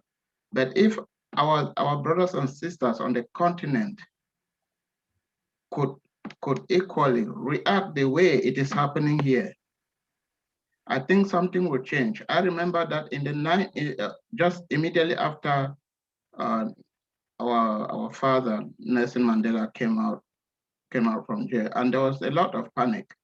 The first thing the UN did was to go and organize anti-racism conference in Durban. They did not organize in the UK, where is the heart of racism. They did not organize in Germany, where is the heart of racism, now in America. But they went to Africa to help to make sure that the white people are not racist upon. But we are going through the whole thing here, and every day our own people keep shouting racism. When are we going to change the narrative? That question to myself and Sister Gail. Yes, please. Okay, well, for me, I don't think we just shout racism. I think there is action that goes on. Like I said, I've been working many years to break down the poison, or to get rid of the poison that institutional racism, for one, has within the system. We know that when our parents came to this country to help so-called build the mother country, that they fought against racism non-stop, physically, and also in the 70s when they also physically and even economically, because racism wouldn't even allow them to get loans to buy a house. So they created what's known as the partner susu system. So to go against the main banking system that was racist against them, so they could put the monies together to put their deposits down for their house. We also know in the 70s, reports came out classifying so-called West Indian children, Black children, as being educationally subnormal. I would ask everyone to get that book. So out of that, we thought, what?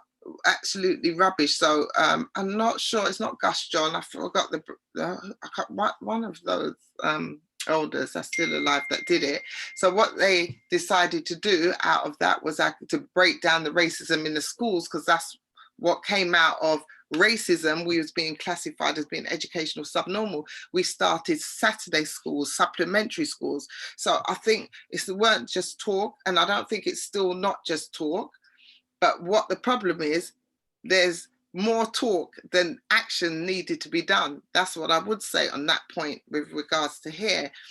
In terms of in Africa, I think they don't see the reality of racism, because even when I go to Africa, and I think Ghana's different, but if you go to places like the Gambia, where a lot of white people go and live, and in places like, well, South Africa, they will see it, but mainly in Botswana or in somewhere like the Gambia, as far as they're concerned, white people are right. They come there and they treat us good, you know, they give us a cup of rice, you know, and they don't realize they're doing that. And they're sexually abusing a lot of the young girls and the young males for a cup of rice. And because they're speaking to them nicely, but they're still making them carry their bags and do all this kind of stuff and still talking to them like a dog, they're not identifying it as racism. They're just thinking, oh, just that's how some people are. So it needs people that's in the diaspora, I think, to go back home and, you know, hold, even like this, Auntie Jean's, the Garvey Village, get them connected to this and hear different speakers, you know, to change the opinions of that white savior kind of thing, and white people are good. They don't know about it because they don't see it as much as we would over here, because the people that go out there go on holidays and say, well, you know, try to treat them nice because they want to be okay. So, but yet still they're raping the land, they're raping the children, they everything barbaric. But so, you know, we have to really show them and change that up. That's what I would say. I don't know what Sister Gail would say. Yeah, I don't have much more to elaborate on what you said, Sister Kemet. I fully agree with everything you're saying. You know, the mindset of Africans is completely different to us Caribbeans that are here, you know, in the belly of the beast. We have a different experience. And as you said, it's about getting that across and getting them to understand the experience that we have here and the experience that they have on the motherland, completely different. Mm-hmm. Totally agree. Unless you're in places like South Africa where they have apartheid and know about it firsthand. And unless it's Gambia, which, you know, in your face. Yeah. Yeah, unless it's directly in your face, their experience is completely different. Yeah.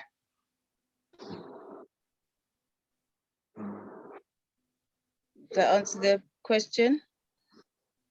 There's a lot more to it than that. There's a whole lot more to it than that. Yeah. I mean, you know, it operates at the depths of our souls, you know, racism. And as you say, this is where this part of the world is built on the backs of African people. Do you know what I mean? And elsewhere. And it's so painful when we actually get to realize just, you know, how we've been conned, how we've been conditioned, how our brain have been washed. You know, it's just very, very painful. And a lot of us don't want to face up to the reality and the truth of it. And so we go along as if, you know, it's not really happening. And so psychologically, we are actually perpetuating something that is damaging to us. And many of us are.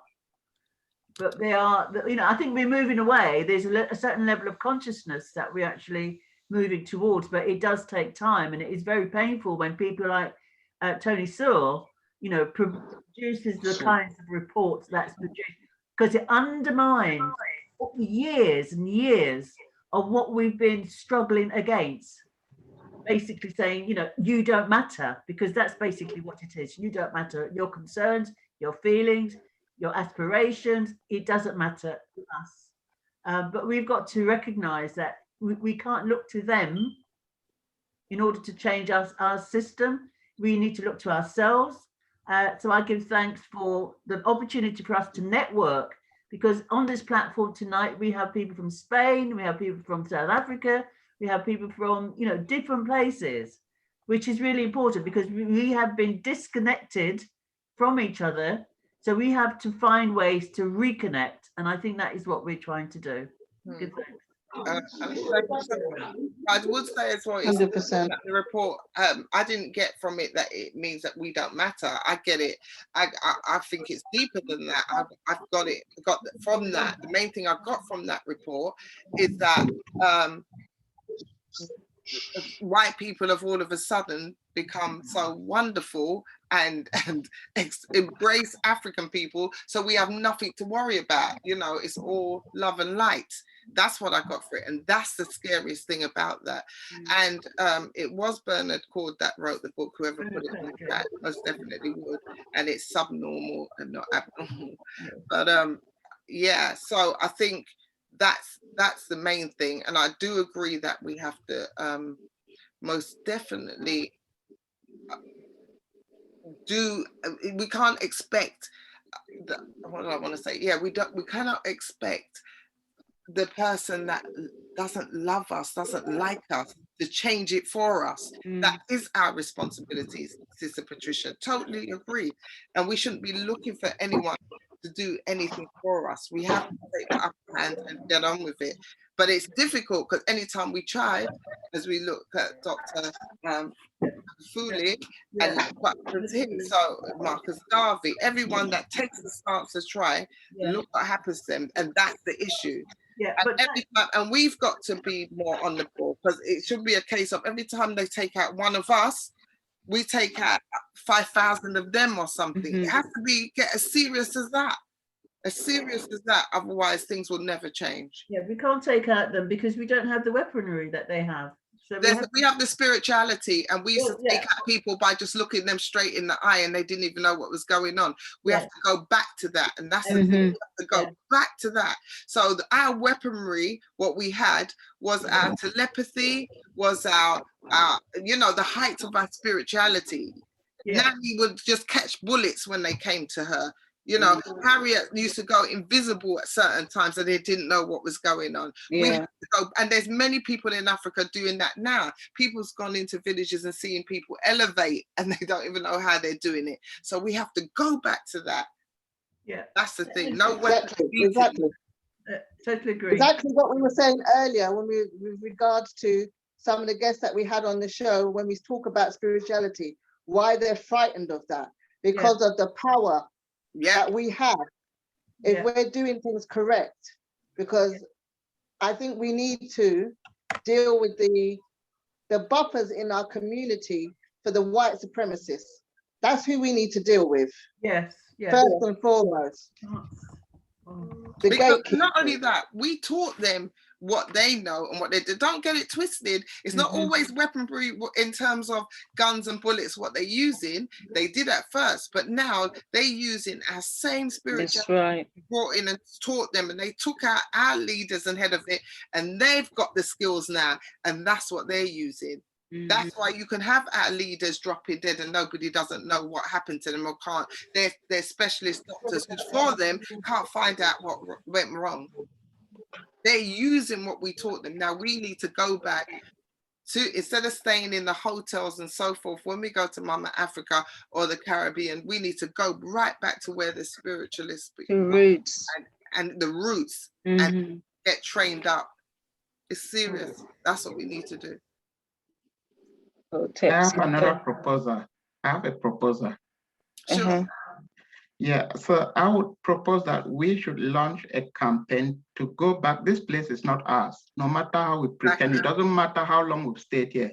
We should launch a serious campaign to go back to motherland Africa. And when we start going back, they will be begging us to stay. They will change their attitude. But we should launch a campaign to go back. My brother, there's many campaigns going on to go back. Even brother, who's the head of the Dr. Grandmaster J of the NFAC, right, doing a whole thing to go back, and next minute he found himself in prison. They don't want us to leave. He had, look when Garvey tried. Do you understand? There's many of us that want to go back. The Nubians, look what they did with Malachi York when he was mobilizing the people to have a whole area, acres and hectares of land in Georgia, and trying to get out from there back to Africa.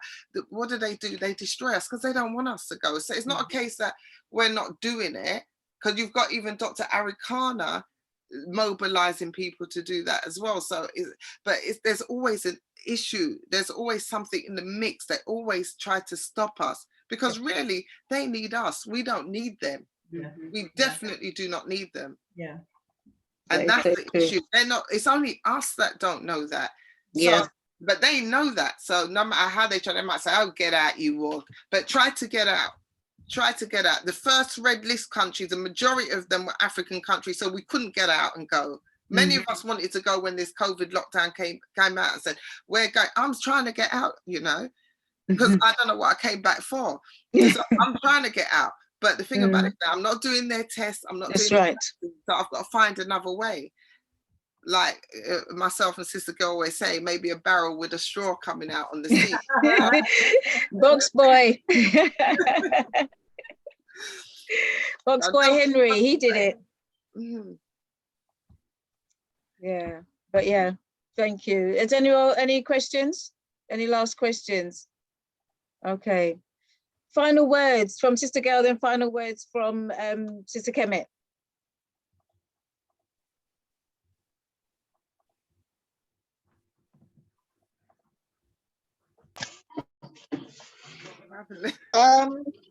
Final word. I would just say, just keep doing what you're doing, Auntie Jean. And we just need more platforms like this, and we just need to keep talking and doing the works also. That's what we need to do. We need to keep doing the work, keep continuing what we're doing and pushing forward. Thank you. Thank you. And thank you for all the works that you're doing as well. Thank you. As I said, final question to Dr. Sorry? I just got a final question to either Kemet or Gail or Doctor, in terms of the reparations movement, and whether in fact you're involved in that in any way. The African Emancipation Reparations Movement, where we have a march, and you know, on the 1st of August every year. I wondered whether you're doing any, preparation for that, because I think last year was the only year that I've not attended, and Auntie Jean, I think you can vouch for that, because I used to normally go and Kebelon and them. I think last year was the only year that I didn't get to go, because there weren't one because of COVID. I think it was in Windrush or something. Yeah, you just stayed in Windrush. There wasn't no march. But normally I do go, and I did used to work with some of, I don't know if you know, Ralph Gonzalez is heading reparations. That's the Prime Minister of St. Vincent, because he heads CARICOM. So I was working with them when I was in St. Vincent at one stage many years ago with regards to reparations. Yes. And I still kind of, work on it. Are you likely to be involved at all this year? Sorry? Are you likely to be involved this year? I'm always going to be involved, because I'm always fighting for the repair of our people. That's a must. Like I said, I was raised in a Pan-Africanist household, so that's all I know, doing what I can to repair our people. It's not necessarily about financial gain as what people think, but more important. Broader than that. Sorry? It's much broader. It's much broader than that. But yeah, but for me, so I'm always involved, but the repair, what I would like to do this year is to get out of here and mobilize my people abroad. That's the repair I'd like to do. Repair my people abroad, get out of here and do that. Can I ask Dr. Aubrey if there's anything happening in regards to reparation in Spain? It's Abuy. Abuy. Is he frozen? He's probably frozen. No, I think he's on the phone. Ah, okay. I think he's on the phone. Okay. So I know you said some beautiful words just then, but have you got any last words to add on to what you? Brother Galactic would tell you, because I always say this the wrong way, okay, but because I always put it in my own way, but you know, there's an African proverb that says, until the lion learns how to write, tells the hunt would always glorify the hunter. Brother Galactic, I hope I didn't put it in my own style as usual. You got it right. Oh, did I get it right? So as far as I'm concerned, we are the hunted, and we now have to, so we are the lions, so we have to tell the tale from our narrative, hence the platforms what we have. And that's one thing. And I just want to end by saying that I truly believe in Ubuntu, as in I am because we are, and because we are, therefore I am. So that was our Powersis slogan, what we always use. And so you know that, Auntie Jean. Yes. So thank you so much for allowing us to be on your platform. Keep on doing what you're doing. We've got to book you on the show ASAP. It's long overdue, and we have to do that. That's our first and foremost. And thank you, Brother Galactic Clyde, because you've always supported us as well since you knew about Official Stop the Silence, Sister Seven. You know, all of you guys. I don't know Sister Patricia or anybody else on there, but all the ones that's, thank you all for the works what you're doing. And I know I personally couldn't do what I'm doing without you guys. There will be no Kemet without my people. Thank you. Thank you. Thank you. As I said, this is the first, but it won't be the last time you get invited here. So thank you. Thank you. And to the African Culture Market as well. Yeah, okay. thank you. All right. Thank you. Thank you both very much. We're going to move swiftly on to an introduction to a brother called mine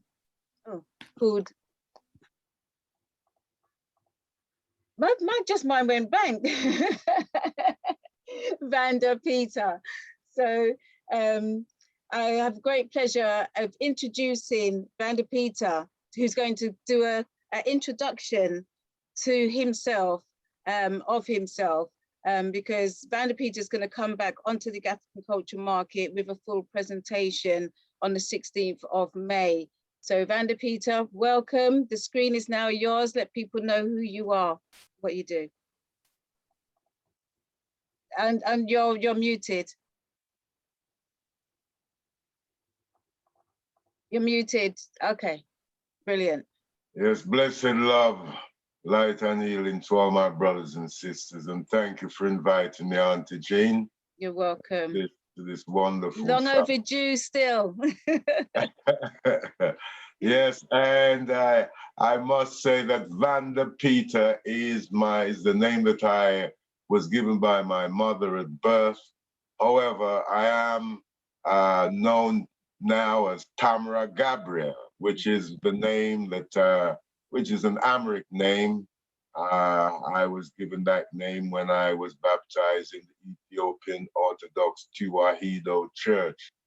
And so Tamara Gabriel means the miracles of Archangel Gabriel. And because I have a book called From Rehab to Life, which is by Tamara Gabriel, aka Vander Peter Pierre, you know, but I'm trying to let go of the Vander Peter Pierre side of things, and slowly but surely. And well, I'd just like to say that I come from Dominica, and which they call the Africa of the West Indies, you know, because it's so unspoiled, very much a virgin, you know, a million shades of green, mountainous, 366 rivers. And I had a wonderful life there. You know, I was in heaven. As a child, I really was in heaven when I was in Dominica. I just knew it. I loved it. And when I had to come here to England, I said, no, I'm not going. I was 7 years of age. And I was asked why. I says, no, I don't want to go. And I'm happy. I'm in heaven. I don't want to go. And they said, don't you want to see the snow? And I said, no. And they asked me why. And I said, well, I see the snow on Christmas cards, which is something I wrote in a poem of mine, because I do poetry and other stuff. And when I came here, it was as though I descended into hell, basically. Yes, I descended into hell. And in fact, even hell became my home, because for me, it wasn't a happy union with my mother and father. I was a domestic slave, basically, from the age of 7. And not only that, I also was beaten every day by my father, or nearly every day. The only time I didn't get beaten was when we had guests around the house. Oh, gosh. And the doctor put me on nerve tablets when I was 9 years of age, round about that, or 8 or 9. Yes, he said, there's something wrong with this boy. He saw something wrong with me. And the thing was, I didn't tell no one. I couldn't talk about it. I was afraid of living in that house. I was afraid of going home from school when all the children got up quickly to rush to go home. Man, you know, I said, I wish I could be like these children, happy to go home. You know, I wanted to stay in school. I wanted to live in a boarding school. I didn't want to go home. No disrespect to my mother or my father. I say my mother, you know, I love her. You know, she's a powerful woman, and so on and so forth. But I thought at the age of 7, I had too much chores to do. Making nappies, making bottles for my sister, gutting fish, cleaning, laundering. It was just too much. It was really, it was abusive. I love my mother all the same. It's only today I realized that really my mother, the way I see it is that my mother used me to look after certain domestic chores so she could pursue her career as a model and also as an actress and that sort of thing. And as far as my father was concerned, well, I just saw him as a man who was possessed by a demon.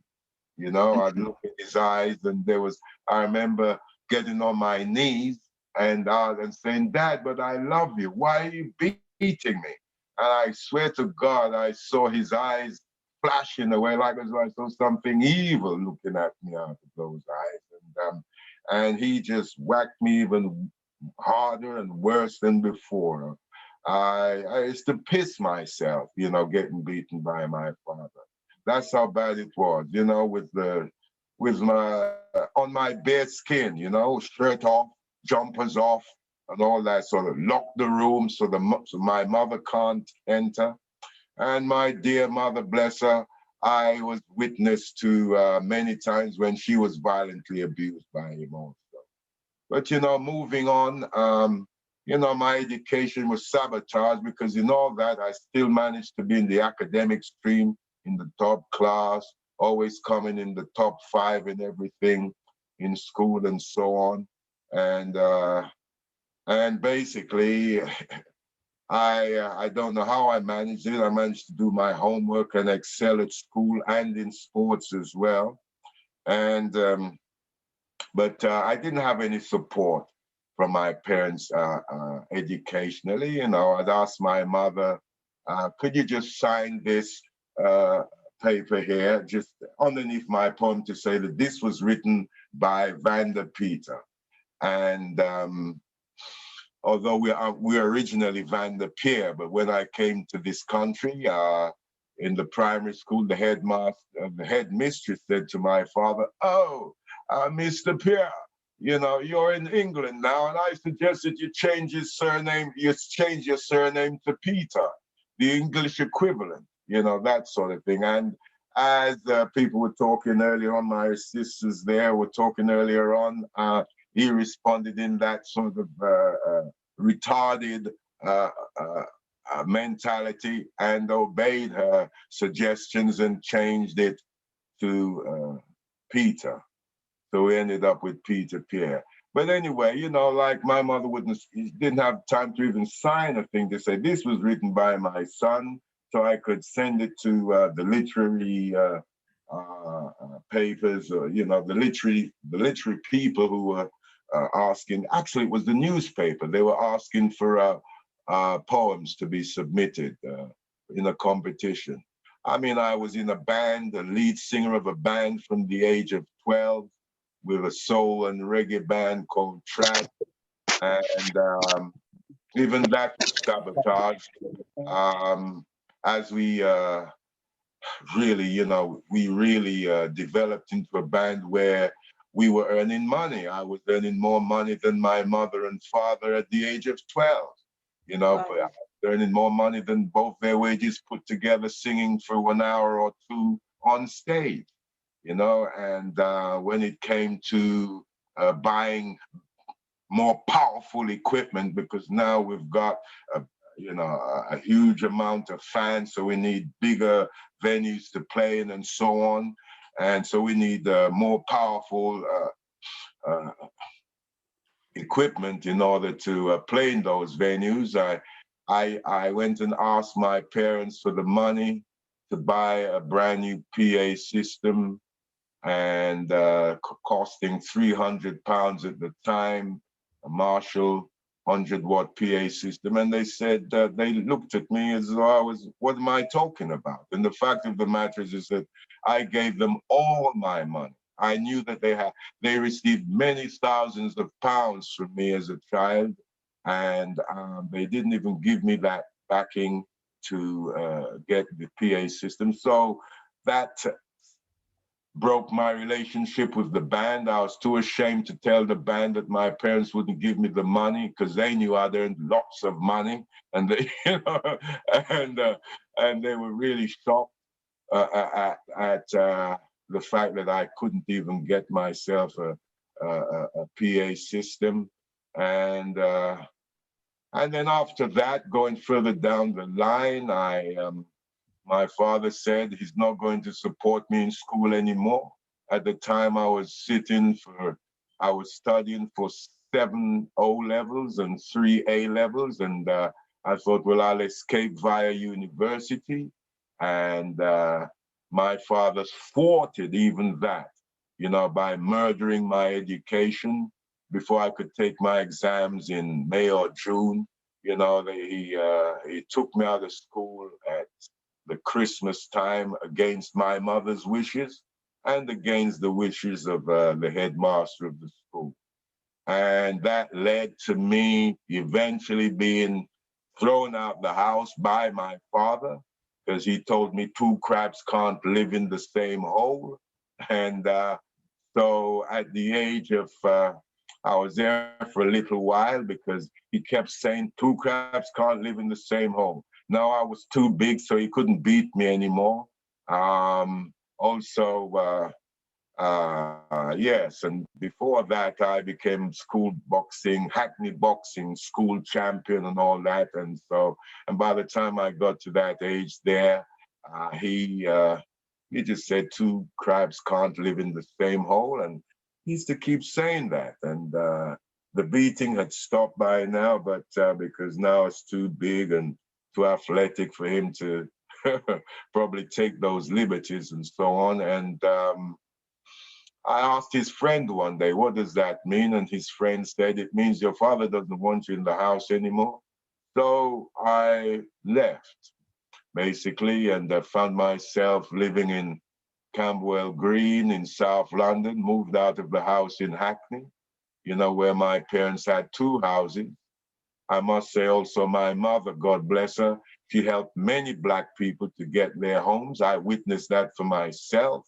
They ran partners, you know, and also she filled in the forms and things like that. She was very good at that sort of thing. She was also involved in the Caribbean Post, which she wrote the woman's column for. And so here I was in Camberwell Green, and fact of the matter was I was jobless at the time, and inevitably I could see myself in a situation where I'd be thrown out of the flat. The flat at the time cost £5 a week. I had a job for £7 once upon, just before I lost that £7 a week job, which I guess even if I had that job, I wouldn't have been able to cope with paying the rent and surviving on the extra £2.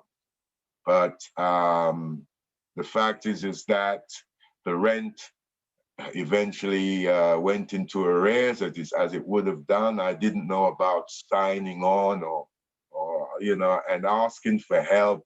I was far removed from that because the way I lived in the house with my parents, I was afraid to tell them what I thought, or I couldn't tell them I feel sick, or even if I said I feel ill, I was ignored. You know, it was very, very difficult. It was very, very difficult. In fact, I went to school one day, I remember, and I was feeling so bad. And it's a teacher who noticed that, and the teacher asked me, "You're not well?" And I said, "No, I'm not all that. I'm not feeling too good."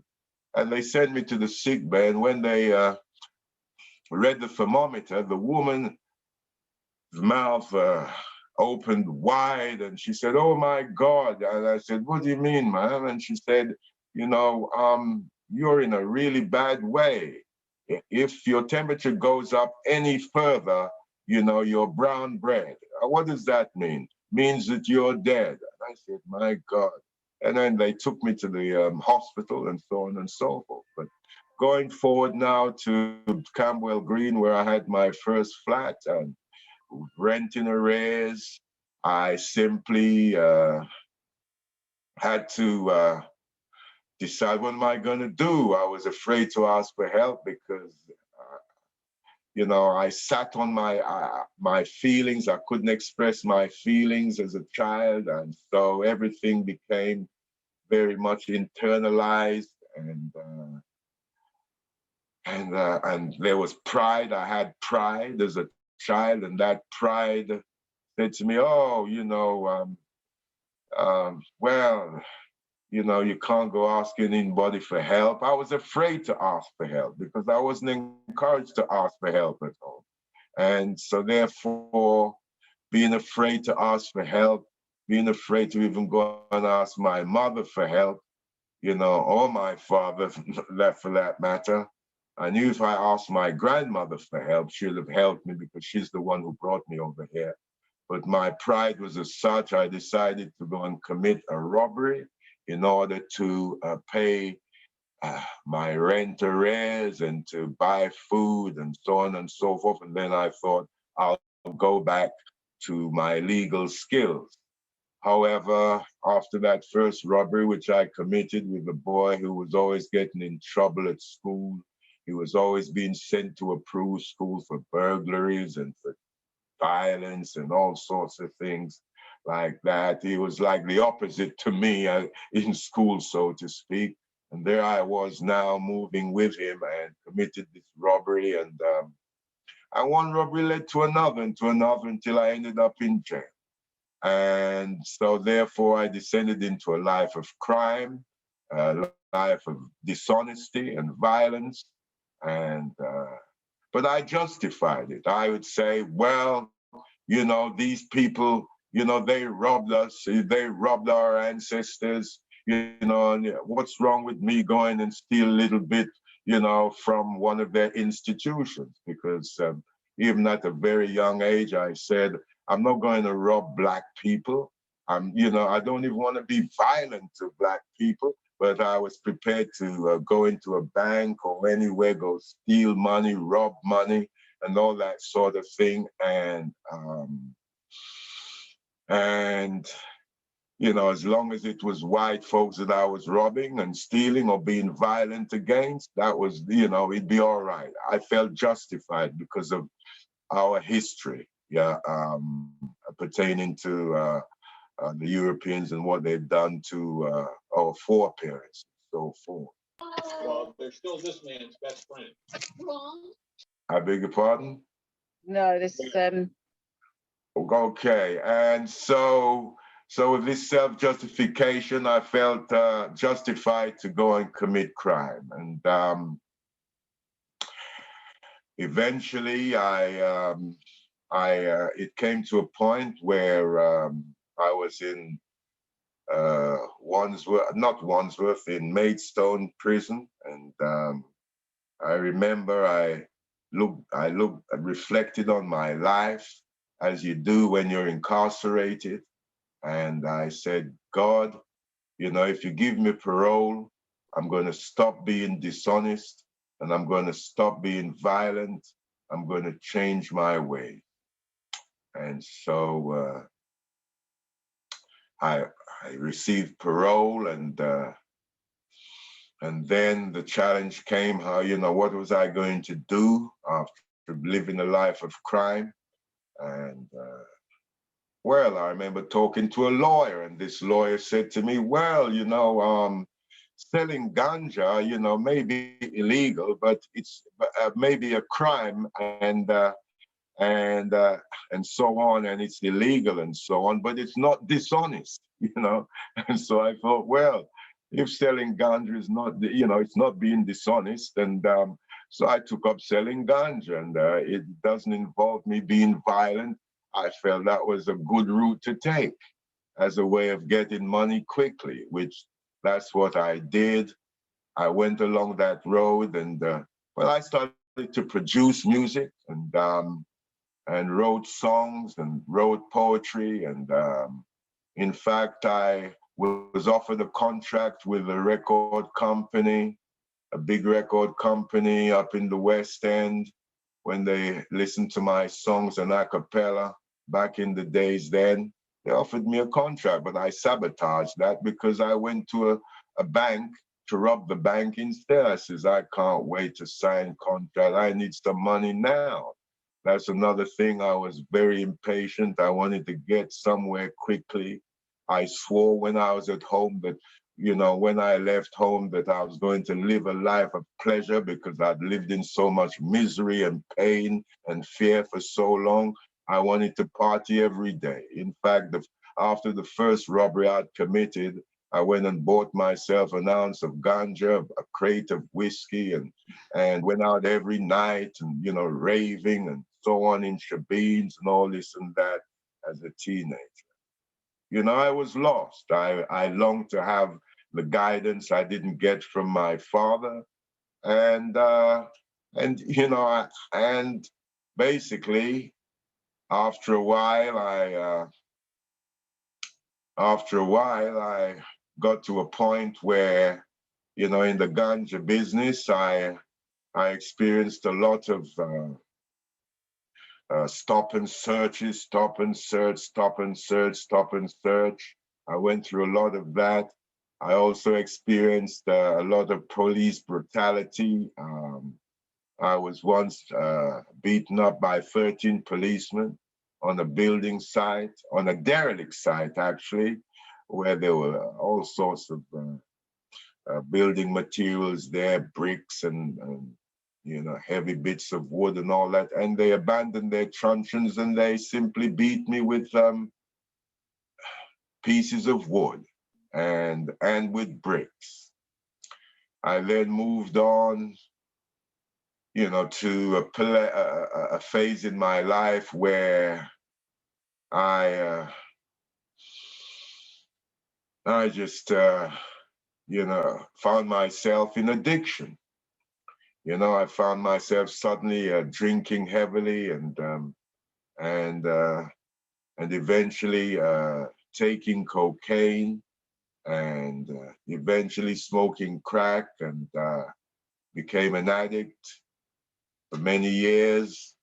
And I fought against my addiction, tried to run my own treatment.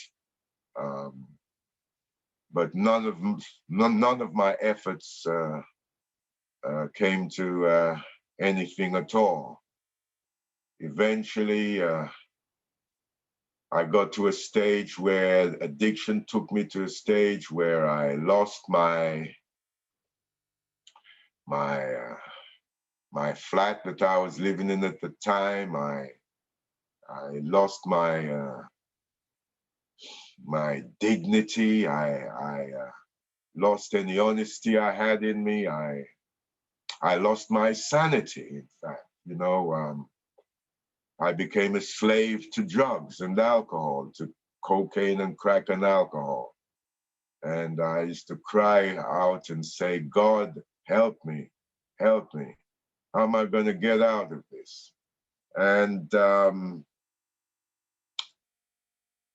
eventually I realized that I had to get honest and admit what I was going through and stop being reluctant to talk about my issues. I became willing to ask for help. I asked for help and I ended up in rehab and going to rehab. In fact, I had to ask the drug prison worker to accompany me there because I didn't think I'd get there by myself, because I'd go to the off license and buy a celebratory drink. And from I had that drink, I would end up in a crack house and end back in that descending spiral of crime. And so the prison drug worker accompanied me to rehab. And from there, my life began to change slowly but surely. And eventually, I got to a place where I said, well, all I'm going to do is focus on getting well, because we're talking about 20 odd years of alcoholism and drug addiction. And yes, and I was encouraged by my counselor to focus on just getting well and forget about money. You know, I'd abandoned my children. They hadn't seen me for years because I was afraid for them to see me in that state and so forth. And focused on my recovery. I just read a lot of spiritual books, did a lot of meditation. I just tried to connect with the spirit within, with the light within. I connected with the spirits of our ancestors and prayed and prayed and prayed. And eventually I got to a place where I just found myself doing a lot of AA and NA meetings at the time, Alcoholics Anonymous meetings and Narcotics Anonymous meetings, and found myself being chosen, being asked to do a lot of speeches very quickly. And so I was very busy. I did that for many years. Well, I did that for at least about 4 or 5 years and went Vander? around. Hello? Yeah, we're gonna have to do. You have to do the full. We can do the full presentation on the 16th because Okay. yes. Right. Okay. Okay. Well, and so basically, there you go. I'm a recovered drug addict, alcoholic, and I've recovered now for 18 years. And during that time, I've started my own charity, or our charity, because it's not mine, called From Rehab to Life Foundation. I've written a book, and I've recorded a few albums and so forth. And I look forward to talking to you all again. Thank you so much. Thank you. Well said. Well said, brother. Well said. Thank you. And there's a lot of accolade in the chat as well. So no doubt. Want to hear you back on the 16th of April, and we hear your whole story. Thank you so much, Vander Peter. Thank you very much, Auntie G. Thank you. Thank you. Thank you. And with that, I'll say a big thank you to our Dr. Abuy Nfubea, and a big thank you also to our sister Kemet, and also our sister Gail. And big thank you also to Vander Peter. Thank you to everybody who's watching on Facebook, and a big thank you to all of those who was listening on the Black Culture Radio, which is the Auntie Jean Zone, all the W's, blackcultureradio.com. You was listening to the Garvey Villages, Unlock the Chains and Keep Well, where our guest presenters gives us the remedies and keys. Also, a big thank you to everybody who's joined us this evening. Thank you. I hope you leave with, elated and information that you didn't know. Hearing about our sheroes was, I think, was icing on the cake, and to top the cherry was hearing about our current heroes, Sister Kemet, and also was it Too Real as well. So thank you, everyone. Sister Palmer. Just a quickie before we go. No, I just wanted to say to Vander Peter, thank you very much for being so open and honest. And your story is inspiring, albeit so painful. Painful for you, and painful for others who can identify with some of the pain and suffering that you've experienced. However, that whole process is part of the healing, I think, for us in order to be able to move forward. Give thanks. Absolutely. Thank you very much for that. And please try to remember to call me Tamara Gabriel, please. I'm trying to let go of Vander Peter. Okay, Tamara Gabriel. I'm not offended, by the way. I'm not offended at all. Even I myself have to get used to that. Yeah. Okay. Thank you so much, Tamara. Thank you. Thank Blessed you. love. That's it. Thanks, All right. love. And I say, without everybody else, I say good night, and looking forward to seeing you on Sunday when we have Natalie Moore on Sunday, the author of Remote Control. So looking forward to seeing you then. Okay, look out for the email with the information if you haven't seen it already, or if you haven't seen the WhatsApp link. So good night. Good night. Good Good night. night. Blessed. Good night. Good night. Good night. Good night. Good night. Good night. Thank you. All right. Good night, night. Patricia.